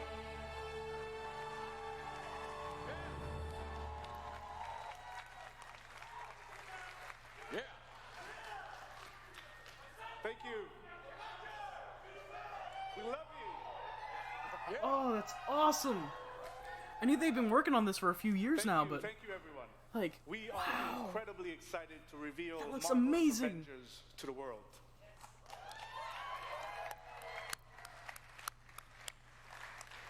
A few years ago, Crystal Dynamics and Marvel began collaborating on an character original models are a little weird, Avengers but game. I mean, I can get past One that. that combined epic action adventure with cinematic storytelling. A game where we as players can experience in both single player and co-op what it's like to Single be player and co-op. Earth's mightiest heroes. Do I have any true believers in the house? Yeah. Awesome. Oh my god, that looks You will great. instantly recognize your favorite superheroes and villains, but you'll also see that they're unique to this game, as this is Crystal's interpretation of these iconic characters. Okay. How story how much begins of an at A-Day, interpretation? As San Francisco celebrates the opening of the Avengers Is this West Coast headquarters. another story? And the team's Or is this custom helicarrier DC's Elseworlds? outfitted with a strange experimental energy source. However, the day turns deadly when an attempt to steal this new technology results in massive destruction. Blamed for the tragedy, the Avengers are outlawed and our heroes disband. 5 years later, a horrific evil threatens the world, and our only hope is to reassemble Earth's mightiest heroes.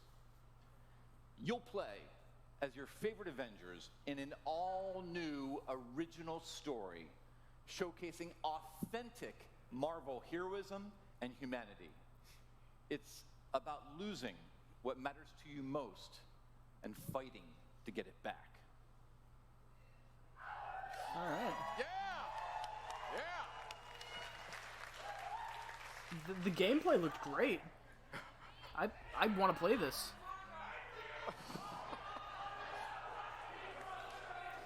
Most importantly, Ultimately, this is a story about Bro, like, where's Hawkeye? in the face of adversity, about embracing our individual powers and learning that together we are mighty.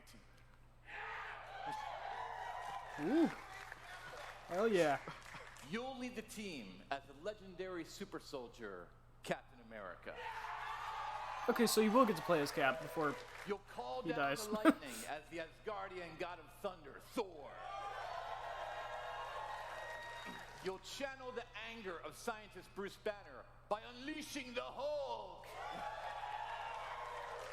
You'll gather intel and strike swiftly as the ultimate tactical spy, Black Widow. Alright. And finally, you'll blast through the sky as the charismatic Tony Stark.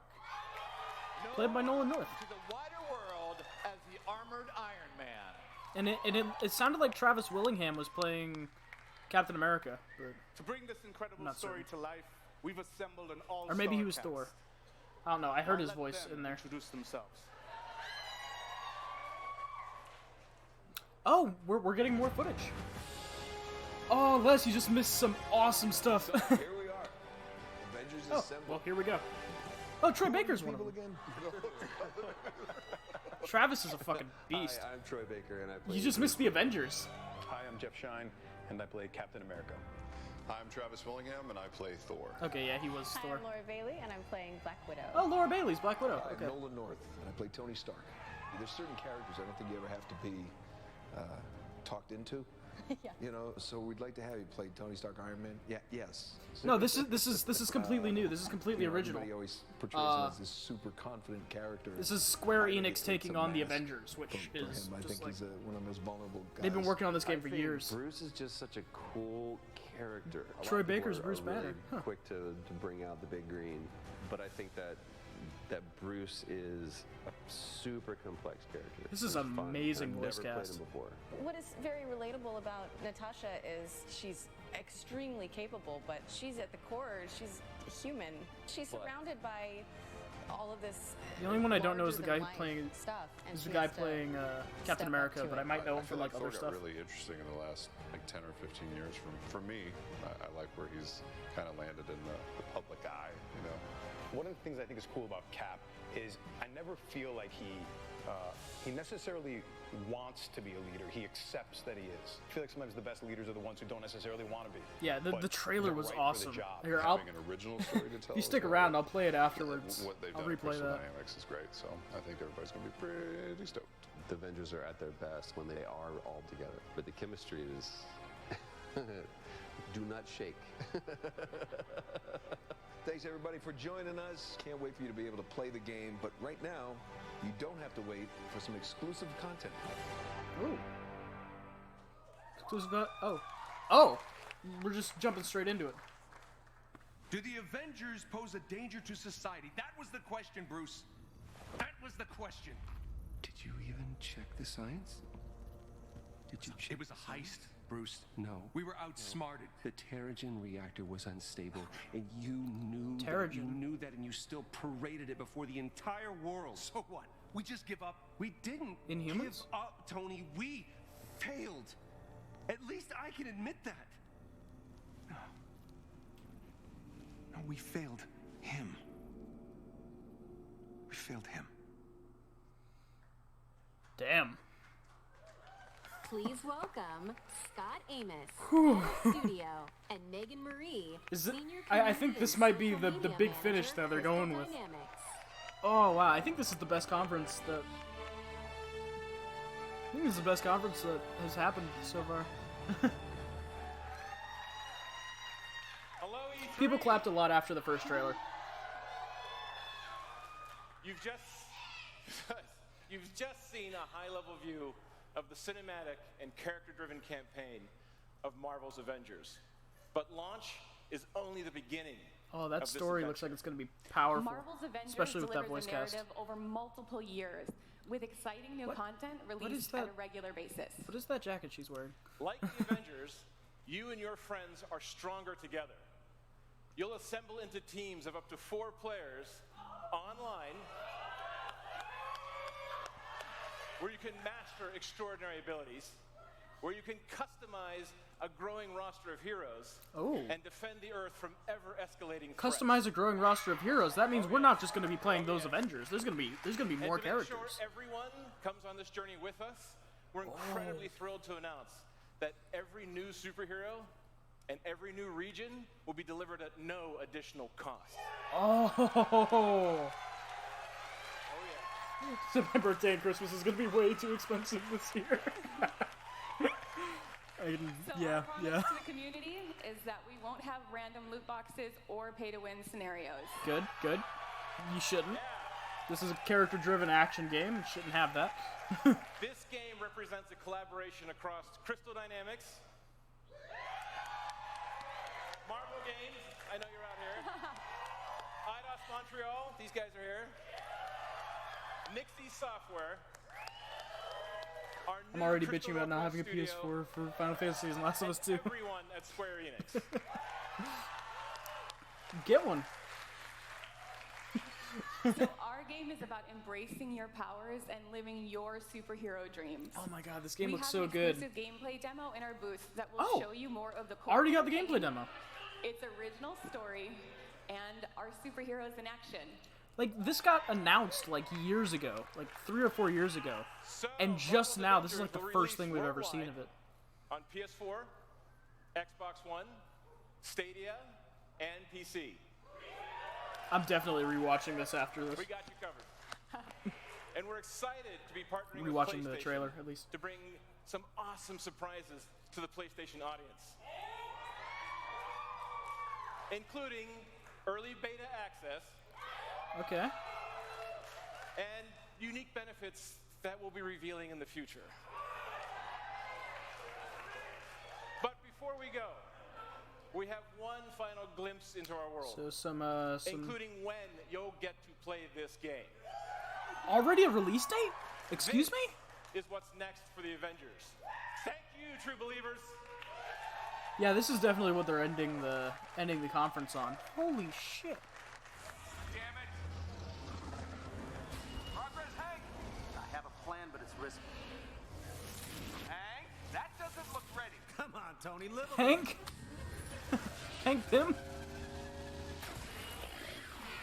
Oh my god. Unbelievable. It worked. Alright, smash it. Smash it. It's sort of cute when they're small. didn't doubt you for a second, Hank. Was that it? Okay, cool. May 15th! Oh, wow. Oh my god, next year's gonna be massive.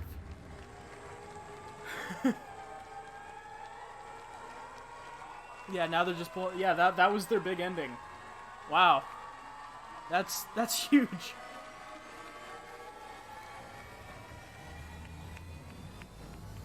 Yeah, remember what I said earlier about, like, me wishing that, like, they saved Final Fantasy till the end? Fuck that. Fuck that. It's whatever. It doesn't fucking matter. Oh my god. And that's it, I think. Way off, J. Yep. That's it. Yeah, Holy shit, that was the Square Enix conference. Holy shit. Okay. Oh shit, I erased the chat on screen. Oops. Okay, what we're gonna do is we're gonna see if this exists yet. So let's go up here. We're done with Twitch for tonight, so I'm just gonna use this tab.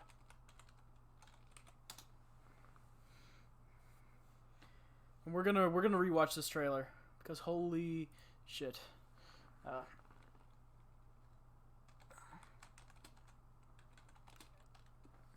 Square Enix Avengers. Yeah, the announcement trailer was 2 years ago. Sorry. Yeah, here we go. There's the cinematic trailer. Wake up. Fine, I said wasn't important. I didn't mean to do it. I did it accidentally. In this city is gonna be blasting down. Okay, so here's what happened. Oh my god. This is like...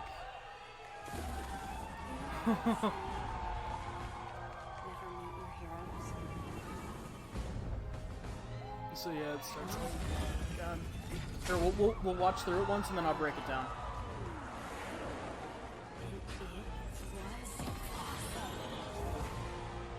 The Avengers were everything I imagined. Hello, San Francisco!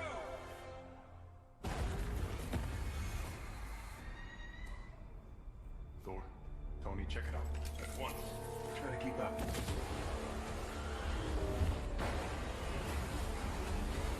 This just got a whole lot more interesting.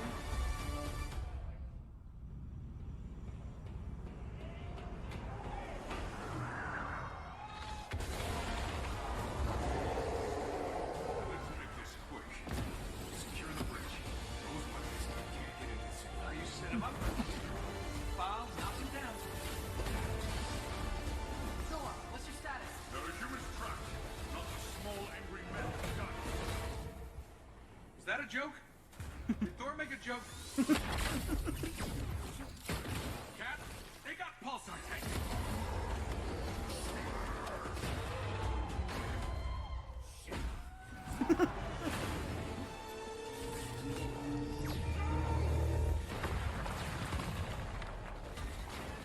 Tony, Thor, the cables!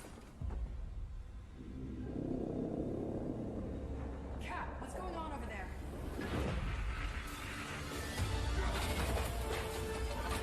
Start the Chimera, what's your status? Should head back. No, stay on task. There's still civilians on this bridge.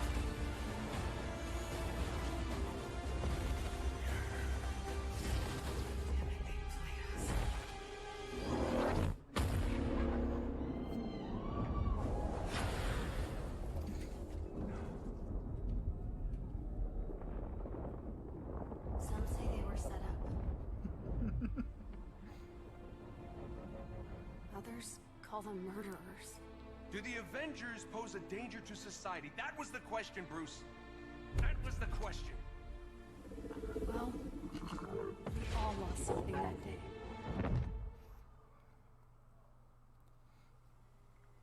But that's not how this story ends.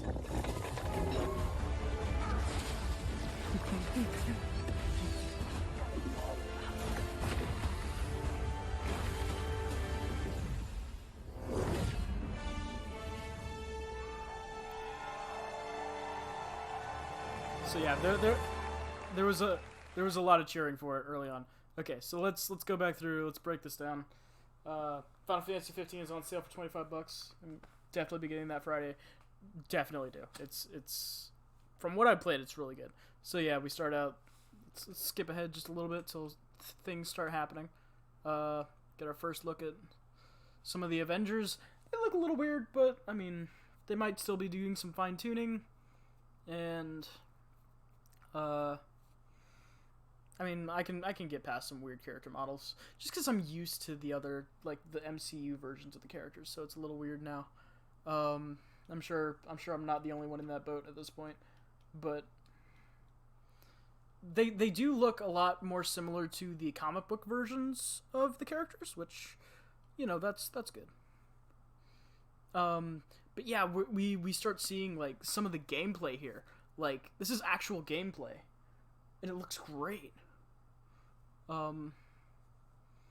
Like, using Iron Man's repulsors, Thor's lightning. I won't play this game, never been an Avenger fan. Okay. I'm super psyched for this. Just, like, being able to play as these characters that... And then... Oh. Back up slightly, about, like, a second. Taskmaster as the villain that's doing this. Probably just a mercenary working on behalf of someone else, but Taskmaster is a badass villain, and I'm glad that he's kind of getting a spotlight here. Bridge starts getting broken. They said something about a Terrigen crystal, which that's stuff from Inhumans. So I'm wondering if that's like a thing. There's Black Widow fighting Taskmaster, which she's usually the one who can take down Taskmaster. Or Deadpool. Oh yeah, Sean. Oh, I'm so hyped for this. This looks so good. And then skips forward 5 years, very similar to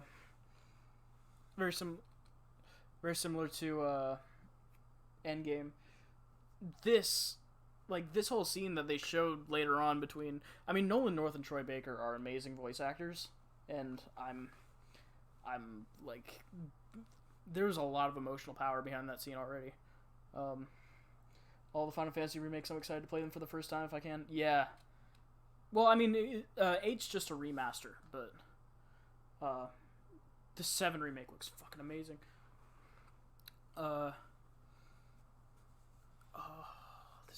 All of this looks good, and they said that they're bringing in new characters as well as the ones that we see here. Looks like you rodeo a damn jet there, fighting Abomination, Iron Man in space. Ah, it all looks so good.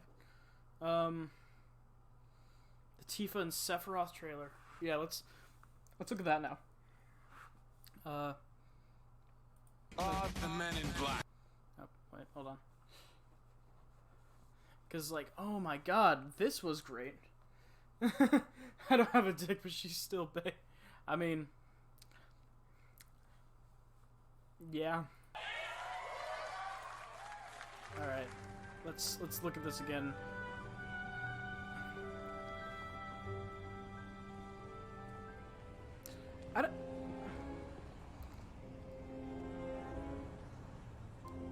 It's just, this all just looks so amazing, so great. Archie, they made her hot as fuck. That's what's gonna make the game hard, yeah. Oh my god, Aerith just, like, cause I didn't really, I was never really into Aerith in the game, like, I just don't like that kind of, that kind of style, I guess, personality, but...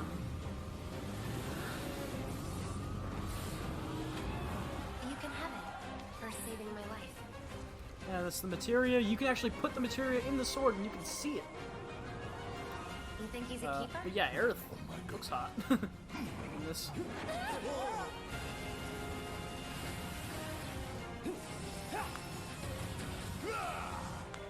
Y'all gotta look at the bigger picture here.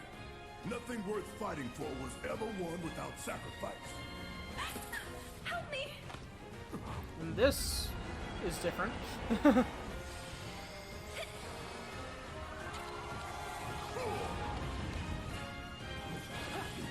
Like, I'm loving the combat system, especially when they talked about, like, the tactical mode. Tifa, Madeline. Have you been a good girl? Oh, it looks so good. I heard you're having second thoughts. I know we have to think big if we're going to make a difference. And Tifa is best girl. But not like this. I feel trapped.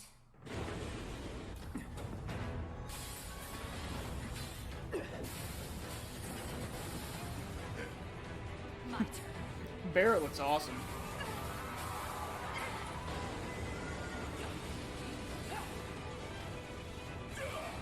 Very Final Fantasy 15 fighting style. Oh, I cannot wait to play as Tifa.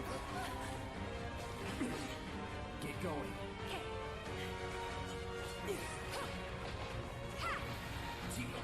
I love playing as brawler characters, so this is gonna be like perfect for me.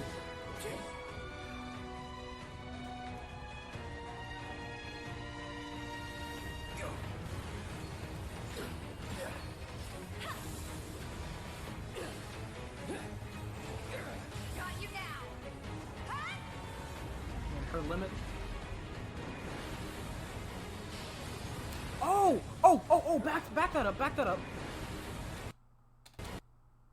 Cloud has a different sword. So when you change,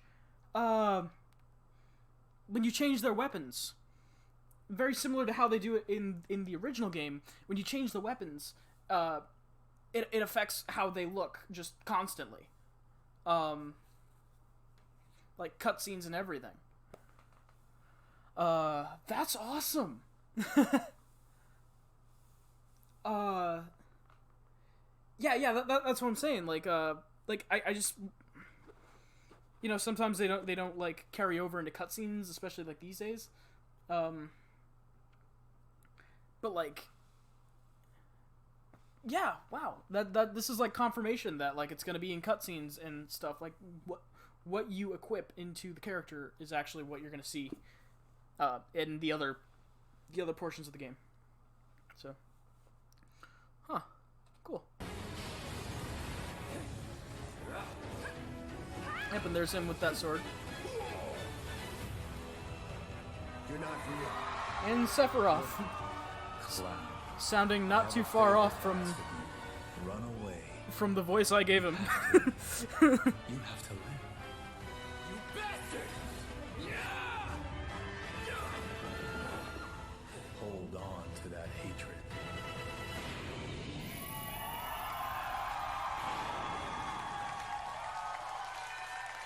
Alright, that. Oh god. It autoplayed. Just point at the bad guys and pull the trigger. Shush. There we go. It didn't autoplay, it just had an ad at the end of it. Oh my god, that looks fucking amazing! Like that we'll be able to hear their voices brings them more to life than they already were. Yeah, I mean, like, technically they had voices in Advent Children, but like getting to hear them in-game is gonna be, like, really, really good. And oh my god, there's so many scenes coming back to me now from the game that are like, oh god, I don't want to see that. I don't want to see that now. I don't want to see that now. I love it, but I don't want to see it now. Oh god. Oh, there's gonna be so many points where it's just like, this is gonna hurt because it's so realistic, isn't it? It's gonna hurt so much. Oh god. But then there's also scenes that are just gonna be funnier because of the new the new stuff, because like, how's the Cloud cross-dressing scene gonna work? I wonder. Oh my god. Wonder how that's gonna look when it's all remade. Oh. If they put it in there, they've got to put it in there. That's like, that is a moment where it's like, if that doesn't go in, people are going to be upset. And they specifically said that all of our expectations will be met. So, be great if they did, because I know how to get them to wear makeup and oh god.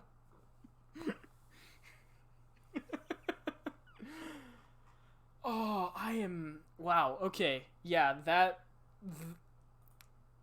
Okay, let's just, let's go back to webcam mode. Wow. That... Yeah, no, I know there's a way to do that. I just... It's like, oh god. Don't know if that's actually gonna work out.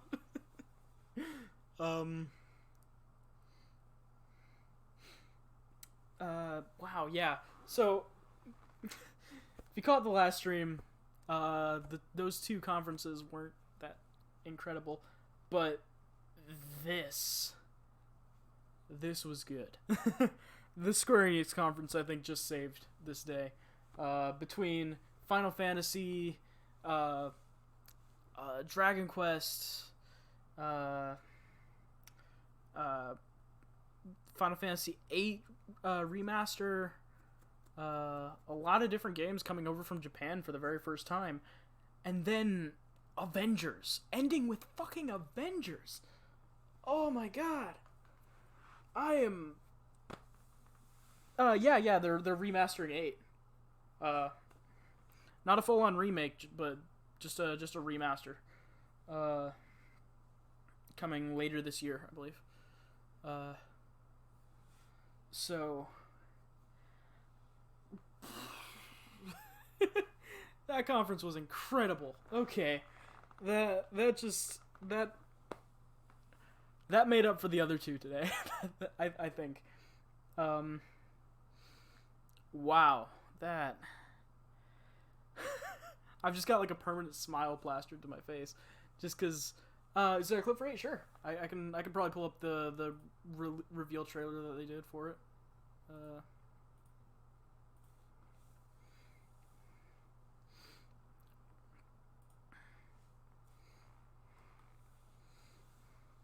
I don't know anything about 8, aside from some of the characters being in Kingdom Hearts.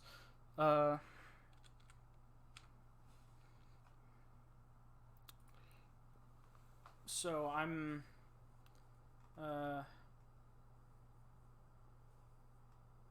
Here we go. So I don't know much, but I'll be playing it after I finish 7. So.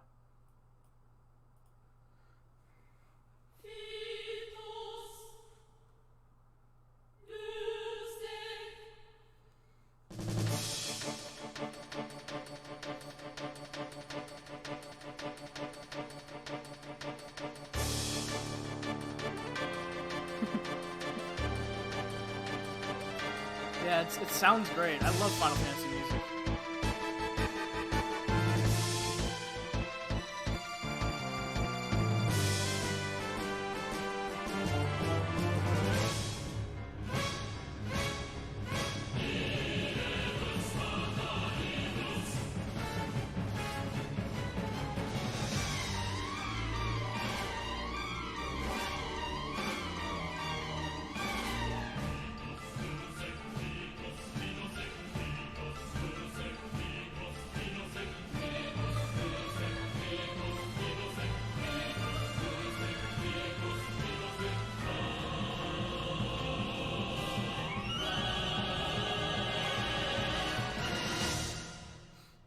So yeah.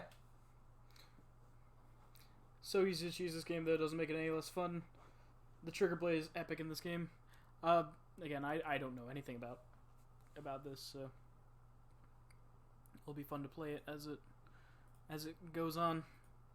As I keep going with the series, but oh my god, this conference was great. This conference was excellent. It gave the fans a lot of what we wanted, and I'm excited. I'm excited for everything that's happening. Avengers, I think, looks great. Looks a lot better than I think anyone was actually expecting it to. I think it has the best story, but like I said, I hate drawing magic.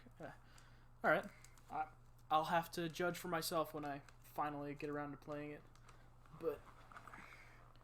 It looks like it's fun. Yeah, I'm just...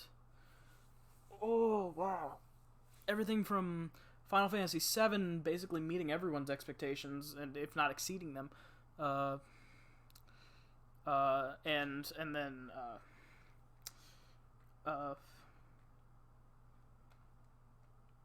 Avengers just blowing everyone out of the water, like I don't think anyone was actually expecting Avengers. I think most of us had basically put it out of our minds at this point. And 2, just like to expect it to be as good as it is with the voice cast that it has, and like, oh, I cannot wait to see, because it looks like they're really delving into the characters, like especially that scene between Tony and Bruce, played by Nolan North and Troy Baker respectively. Like that's gonna be a powerful scene, because those are powerful voice actors. They know how to convey some damn emotion. Blue's having a fit over Avengers. Good or bad? He's excited. Okay. With him, it's hard to tell. Sometimes things will look absolutely amazing, and he'll be like angry at it. So, or vice versa. Things will look terrible and he'll be excited about it. I don't know. He's weird sometimes. But oh my god, it looks so good. that voice cast. I'm still trying to get over that voice cast. Troy Baker, Travis Willingham, Laura Bailey, Nolan North, and then that other guy, which I've heard his voice, but I cannot place him. Like, oh my god, it all looks so incredible. and the fact that there's gonna be more heroes outside. Yeah, they paid a lot of money just for the voice acting. Hell yeah. That's some hefty actor salaries right there. I mean, not quite, because it's not like Hollywood actors, but these are some of the best voice actors you can get for anything. So, like, it's wow. I mean, voice acting is cheaper to get people for than regular acting. I don't want to say regular acting, but physical acting. Because it is a smaller market, and they work for less money, but at the same time, it's... Oh my god. Tried to talk to my husband about it, he's not a gamer, didn't care. What's that supposed to mean? I was with you all up until the last part.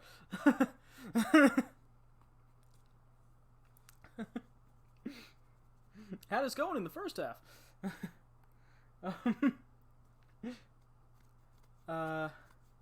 It's usually women that don't care. True. There's a lot. While gamer girls are they are a very large group. They're still very vastly outnumbered by gamer guys. It's just the facts of it. They're getting there. Yeah. It is like I'm saying, it's a very vast group. It's not like it's a small group whatsoever, but it's still not quite as like there's still a bit of a at least a 10-to-1 ratio, I think. Makes us special. Yep. My daughter's gonna be a gamer. Well, from what it sounds like, she's already playing that horse game on Roblox.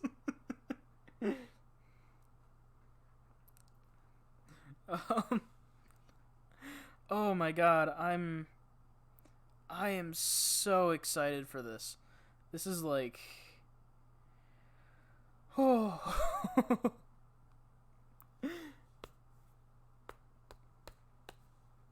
Oh my god. He's playing a snake game now. I can't even play RE2. Wait. Oh, she's hogging it with the snake game. Okay. I thought you were saying she was hogging RE2, and I'm like, that's not a game she should be playing. But no, she's hogging it with the snake game. Oh my god, that's... Yeah, no, she's not gonna play that. That gets messed up at times. I mean, I'm sure like first level's already gory as fuck. So, oh my god, that conference just saved today. Like, we can just wipe Ubisoft from our mind. That whole conference just didn't happen. Square Enix. Like, oh my god. That Square conference was so good. And like there was a lot of stuff that just didn't really click with me during the Square conference. Just like, you know, a lot of the JRPGs. I'm not a big JRPG guy. I'll play Final Fantasy, but it was the first conference ever, and I was about to say I'll never watch another. Wait, for what? Like Ubisoft? Or the one earlier? Yeah, Ubisoft. Well, there was one before that, and that was alright, the PC one. And then the ones yesterday were pretty good. But the Square one has been the best so far. That was... There was a couple little technical things here and there. Some audio issues. They had some awkward pauses between transitions. But, oh my god, the content itself was what made it. Dropping... They dropped, like... They shadow dropped a couple things. They have the demos ready. they just released a shit ton for the Avengers. Like 2 years ago was the reveal trailer for it.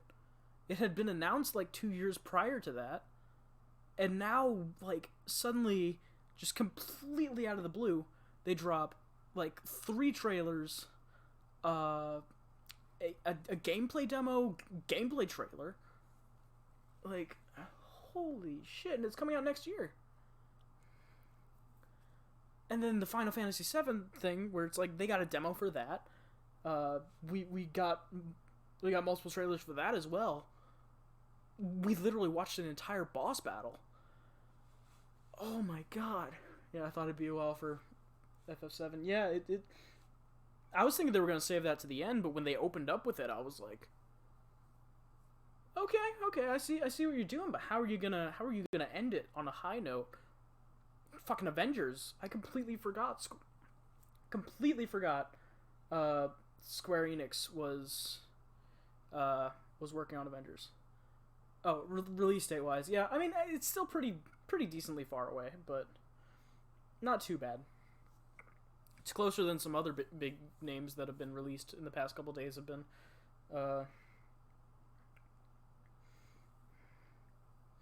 Yeah, it was in development hell for like a decade. But it's finally happening. It's finally confirmed to be happening. These past 2 years between Kingdom Hearts 3 and Final Fantasy VII Remake, this is like look out your window, you might see some pigs flying. I think hell just got cold.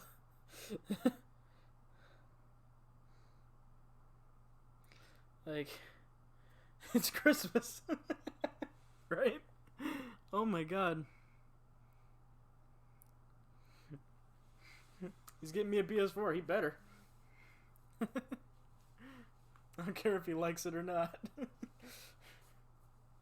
Oh my god, it's so good.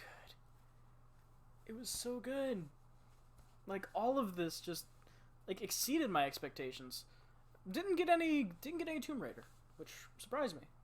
But at the same time, I think Shadow of the Tomb Raider is supposed to be the last one. I'm not certain. He just isn't a gamer, doesn't understand it all. It's frustrating sometimes. Yeah. That's why I usually try to go for people who understand my nerdiness and is potentially a nerd themselves, but yeah, I don't know. I connect with people through being nerdy and nerding out about shit.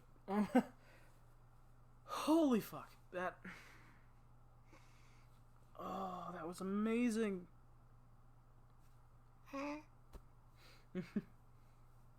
I was not expecting all of that for Avengers, and like for it to actually be going into the extended Avengers universe, like, like that felt more like Ultimate Alliance to me than Ultimate Alliance 3. Not in gameplay wise, but like in tone wise. I don't know. We're probably going to see a lot more Ultimate Alliance 3 tomorrow with the Nintendo Direct. Since that's exclusive to the Switch.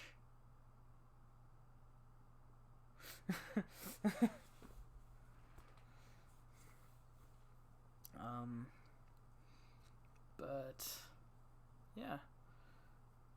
That was great. Yeah, I need to get a Switch. Like, there's so many games I want to play. I want to play Breath of the Wild. I want to play Odyssey. I want to play Smash Ultimate. I want to play Marvel Ultimate Alliance 3. I want to play Tetris 99. I need to get a Switch, but oh my god, this was insane. Like, wow. I'm still just reeling from like Final Fantasy VII and Avengers and all the crazy good things that they just announced. Wow. And then we got a bunch of stuff in the middle there. Like, I'm not a big JRPG guy. but I'm sure a lot of people were excited for a lot of the stuff that was in the middle there. A lot of the games that are coming to the West for the first time. Or, aka, games that are fully translated into English for the first time. I'm sure there have been plenty of people here who have played it in Japanese, or whatever country they're from. I assumed it was Japanese, but it might be Korean as well. They make games.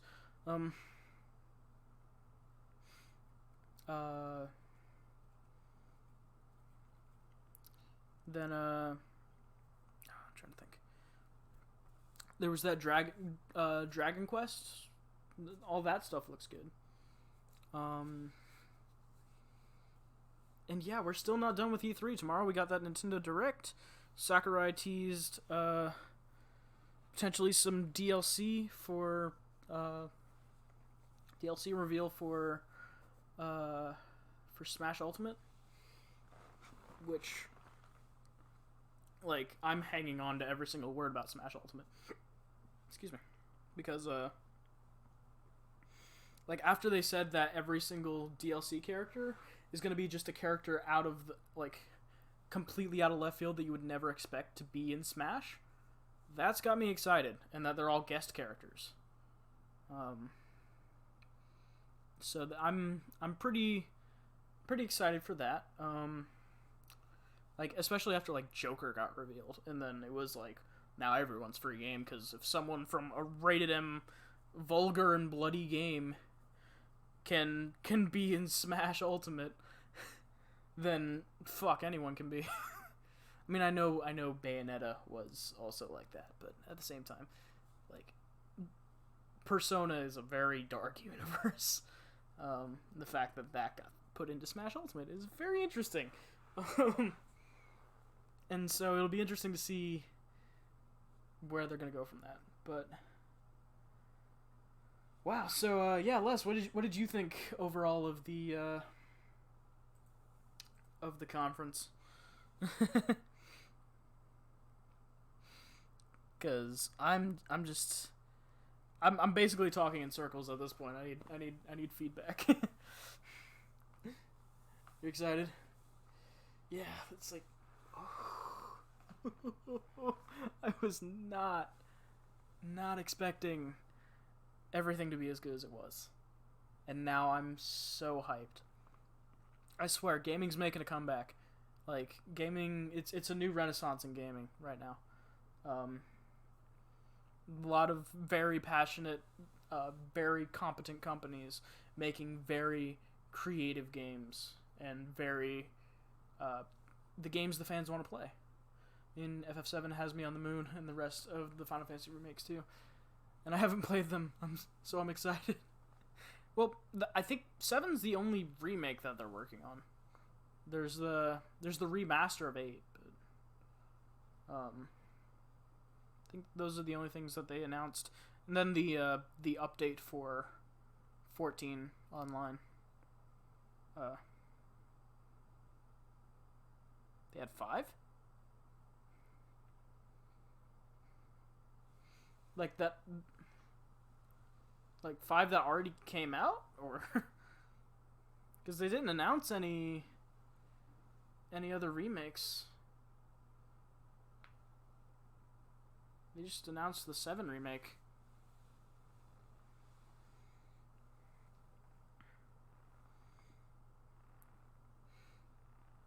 They had other Final Fantasy games in there, but like they had the mobile game, they had 14 online, they had 8 remaster, 7 remake. Oh, this is insane. Swear they had 5 and 6 on here? No? Yeah, look it up. Tell me if you find anything. Oh, let me just lean back for a second because I got really tense.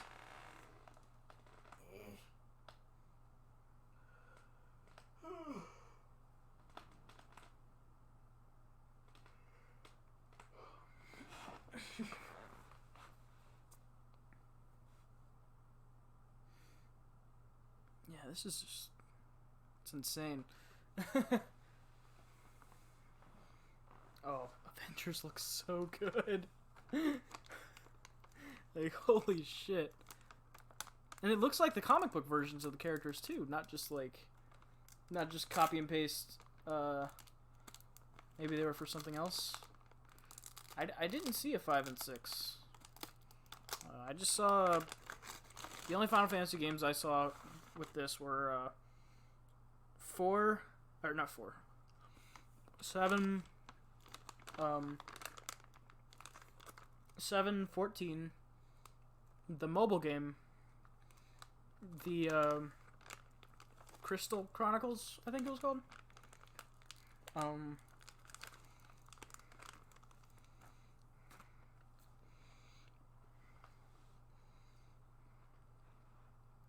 Then, and there was a bunch of other JRPGs. It does look good for a game. I just never got into Avengers. That's understandable. Oh, it's a mobile game?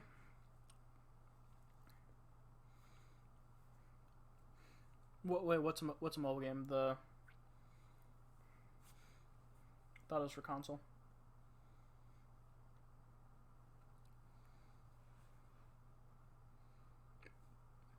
Oh yeah, the crystal one. Yeah, that's the mobile game.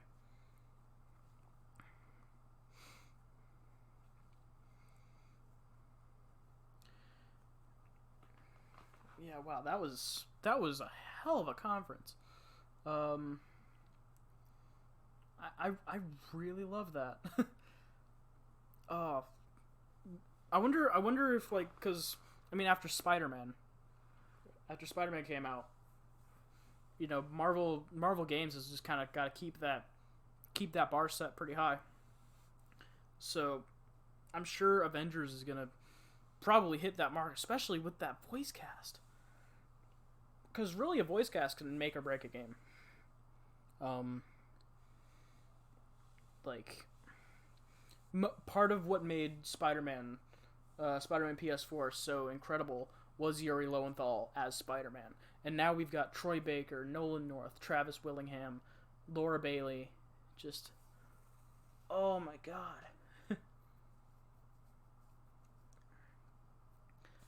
Like, this is... Holy shit. So yeah, anything... You're reeling, though, for from FF7? Does FF7 look good? Tifa looks great. Sephiroth looks terrifying. All of it. They did a good job. Yeah, this was a great conference. Like, they came out the gate swinging, and they made it something to behold.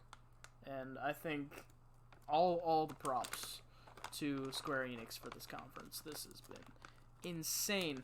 They made me want to play a Minecraft-esque survival building game based in a series that I have never once picked up, with Dragon Quest Builders 2. They made that shit look fun. I want to pick it up now. Like just to try it out. I would never play a game like that. But it like, and like I was saying it during the conference as well. That's what Ubisoft should have done in their conference. Like, I would never pick up a game like this. But they made it look and sound interesting and look and sound fun and made me want to play it. With Ubisoft, games I was already not interested in, they didn't do anything to try to bring in new interest. They're just like, hey, look at all hey, our current player base, which is kind of dwindling at the moment. Here's some more stuff for you specifically. And not really drawing any new people into the game. Or, the new games, plural.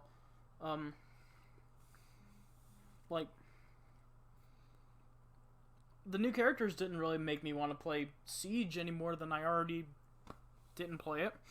1 second, I shouldn't have taken this bite.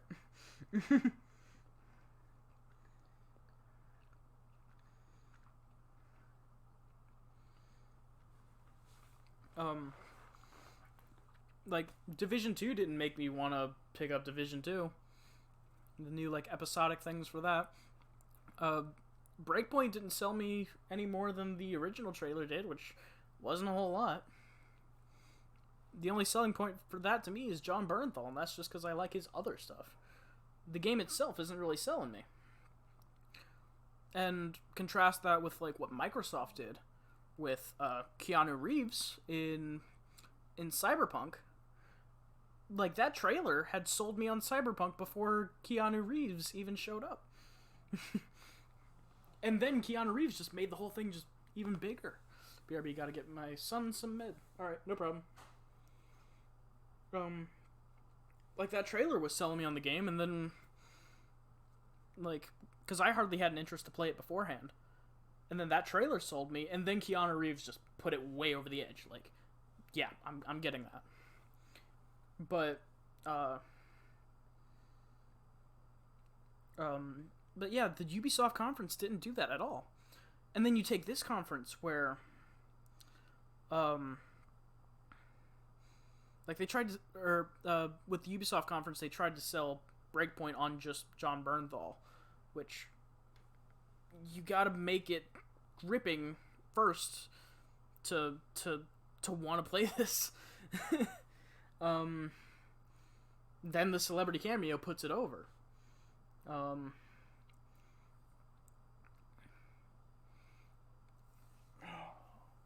But then this conference really just hammered a lot of the good points home. We got a lot more content for Final Fantasy VII, which looks incredible. We got a lot more content. We just got all of the content for Avengers, which again looks incredible. No pun intended.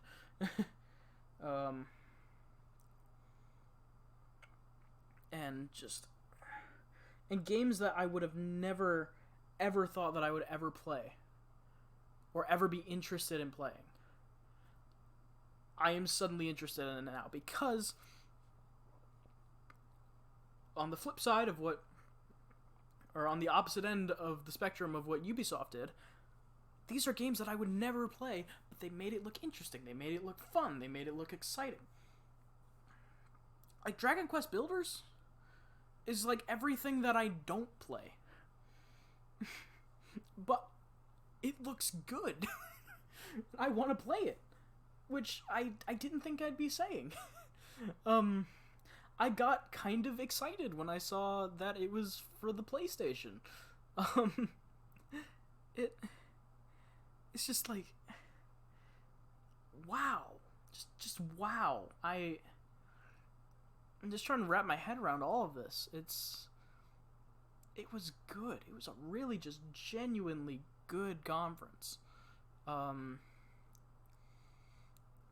me think. What other, like, big things happened during this conference? Aside from Avengers and Final Fantasy VII, which I've been harping on for a while.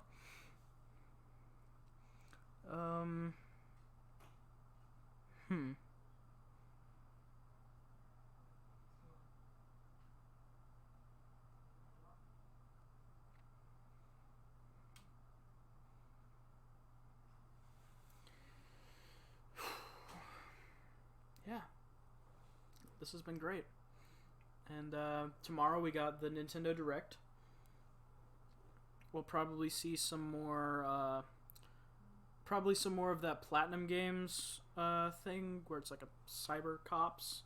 Can't remember what it was called, but we saw it a few months ago during the Direct. We'll probably get some Pokemon, maybe. If we don't, we just got that huge Direct with all the reveals, so it wouldn't surprise me if we didn't get any Pokemon. I'm gonna get hopefully the Smash DLC, which makes me wonder what game what character from what game is gonna show up as Smash DLC. It'll be interesting to see what that is and how that goes. Sure, we'll get something Kirby. Sure, we'll get something Yoshi. Sure, we'll get probably some Mario Maker 2.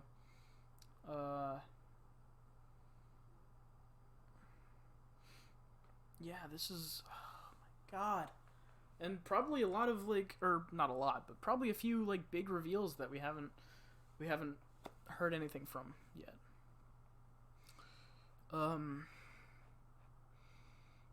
Wow. Today's been a roller coaster. Oh, the Kingdom Hearts DLC. That's another thing. Kingdom Hearts DLC got announced, which I'm interested in because I'm wondering where that's gonna go. Get to play as a bunch of new characters and get to look like one of the. You get a Keyblade, which one of the transformations gives you Roxas's abilities as Sora, so that'll be interesting. Yeah. Wow. They did a good job on this. And today's just been a roller coaster. Like, PC was it's all right. It's got a couple of redeeming factors, a lot of indies, not too much hype, but and then Ubisoft and then boom, Square Enix. I don't know what gestures those were, but they were gestures.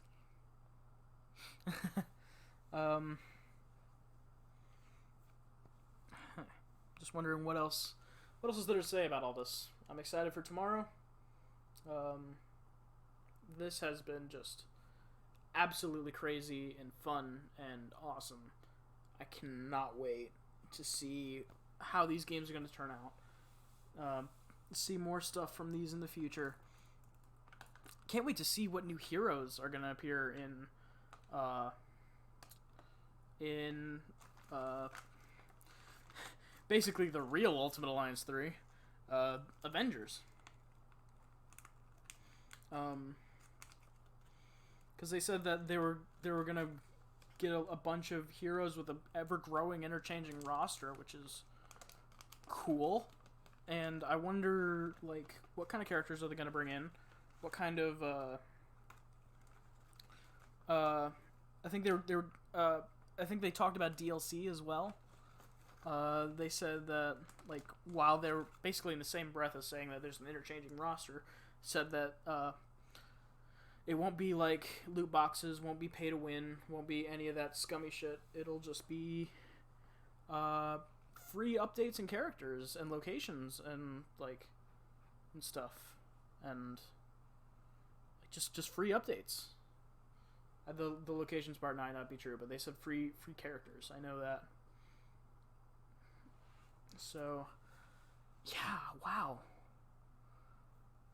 That just set everything in a completely new light. Square Enix is dominating right now. Like, at the moment, I think Square is winning E3. They just had a solid conference.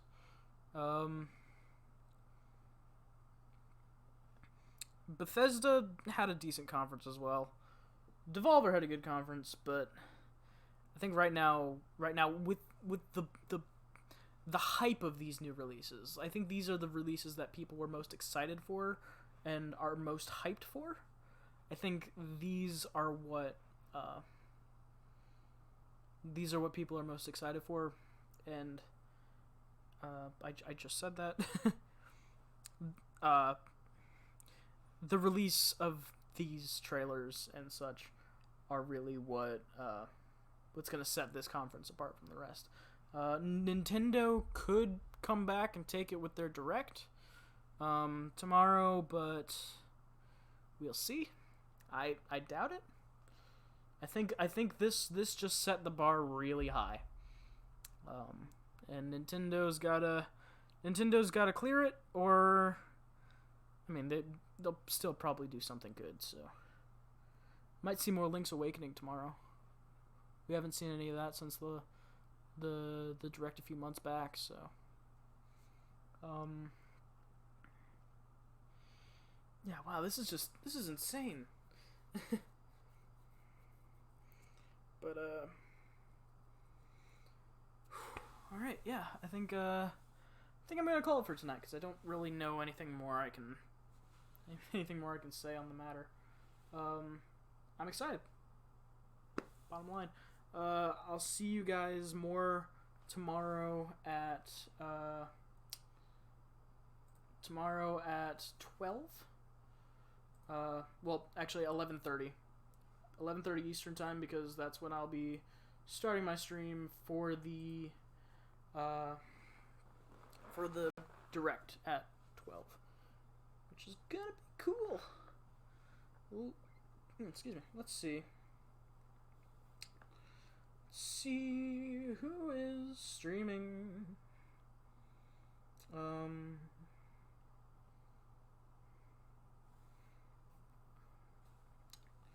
Rosella's streaming. Could hit her. Sure, let's hit Rosella. Set up that raid. But yeah, hope you guys enjoyed. You can follow me on Facebook, Twitter, YouTube, and my Discord. Links for all that are in my info tab. Also, welcome back, Les. Right as we're gonna gear up to raid Rosella. Yeah. Also gonna put Discord in chat.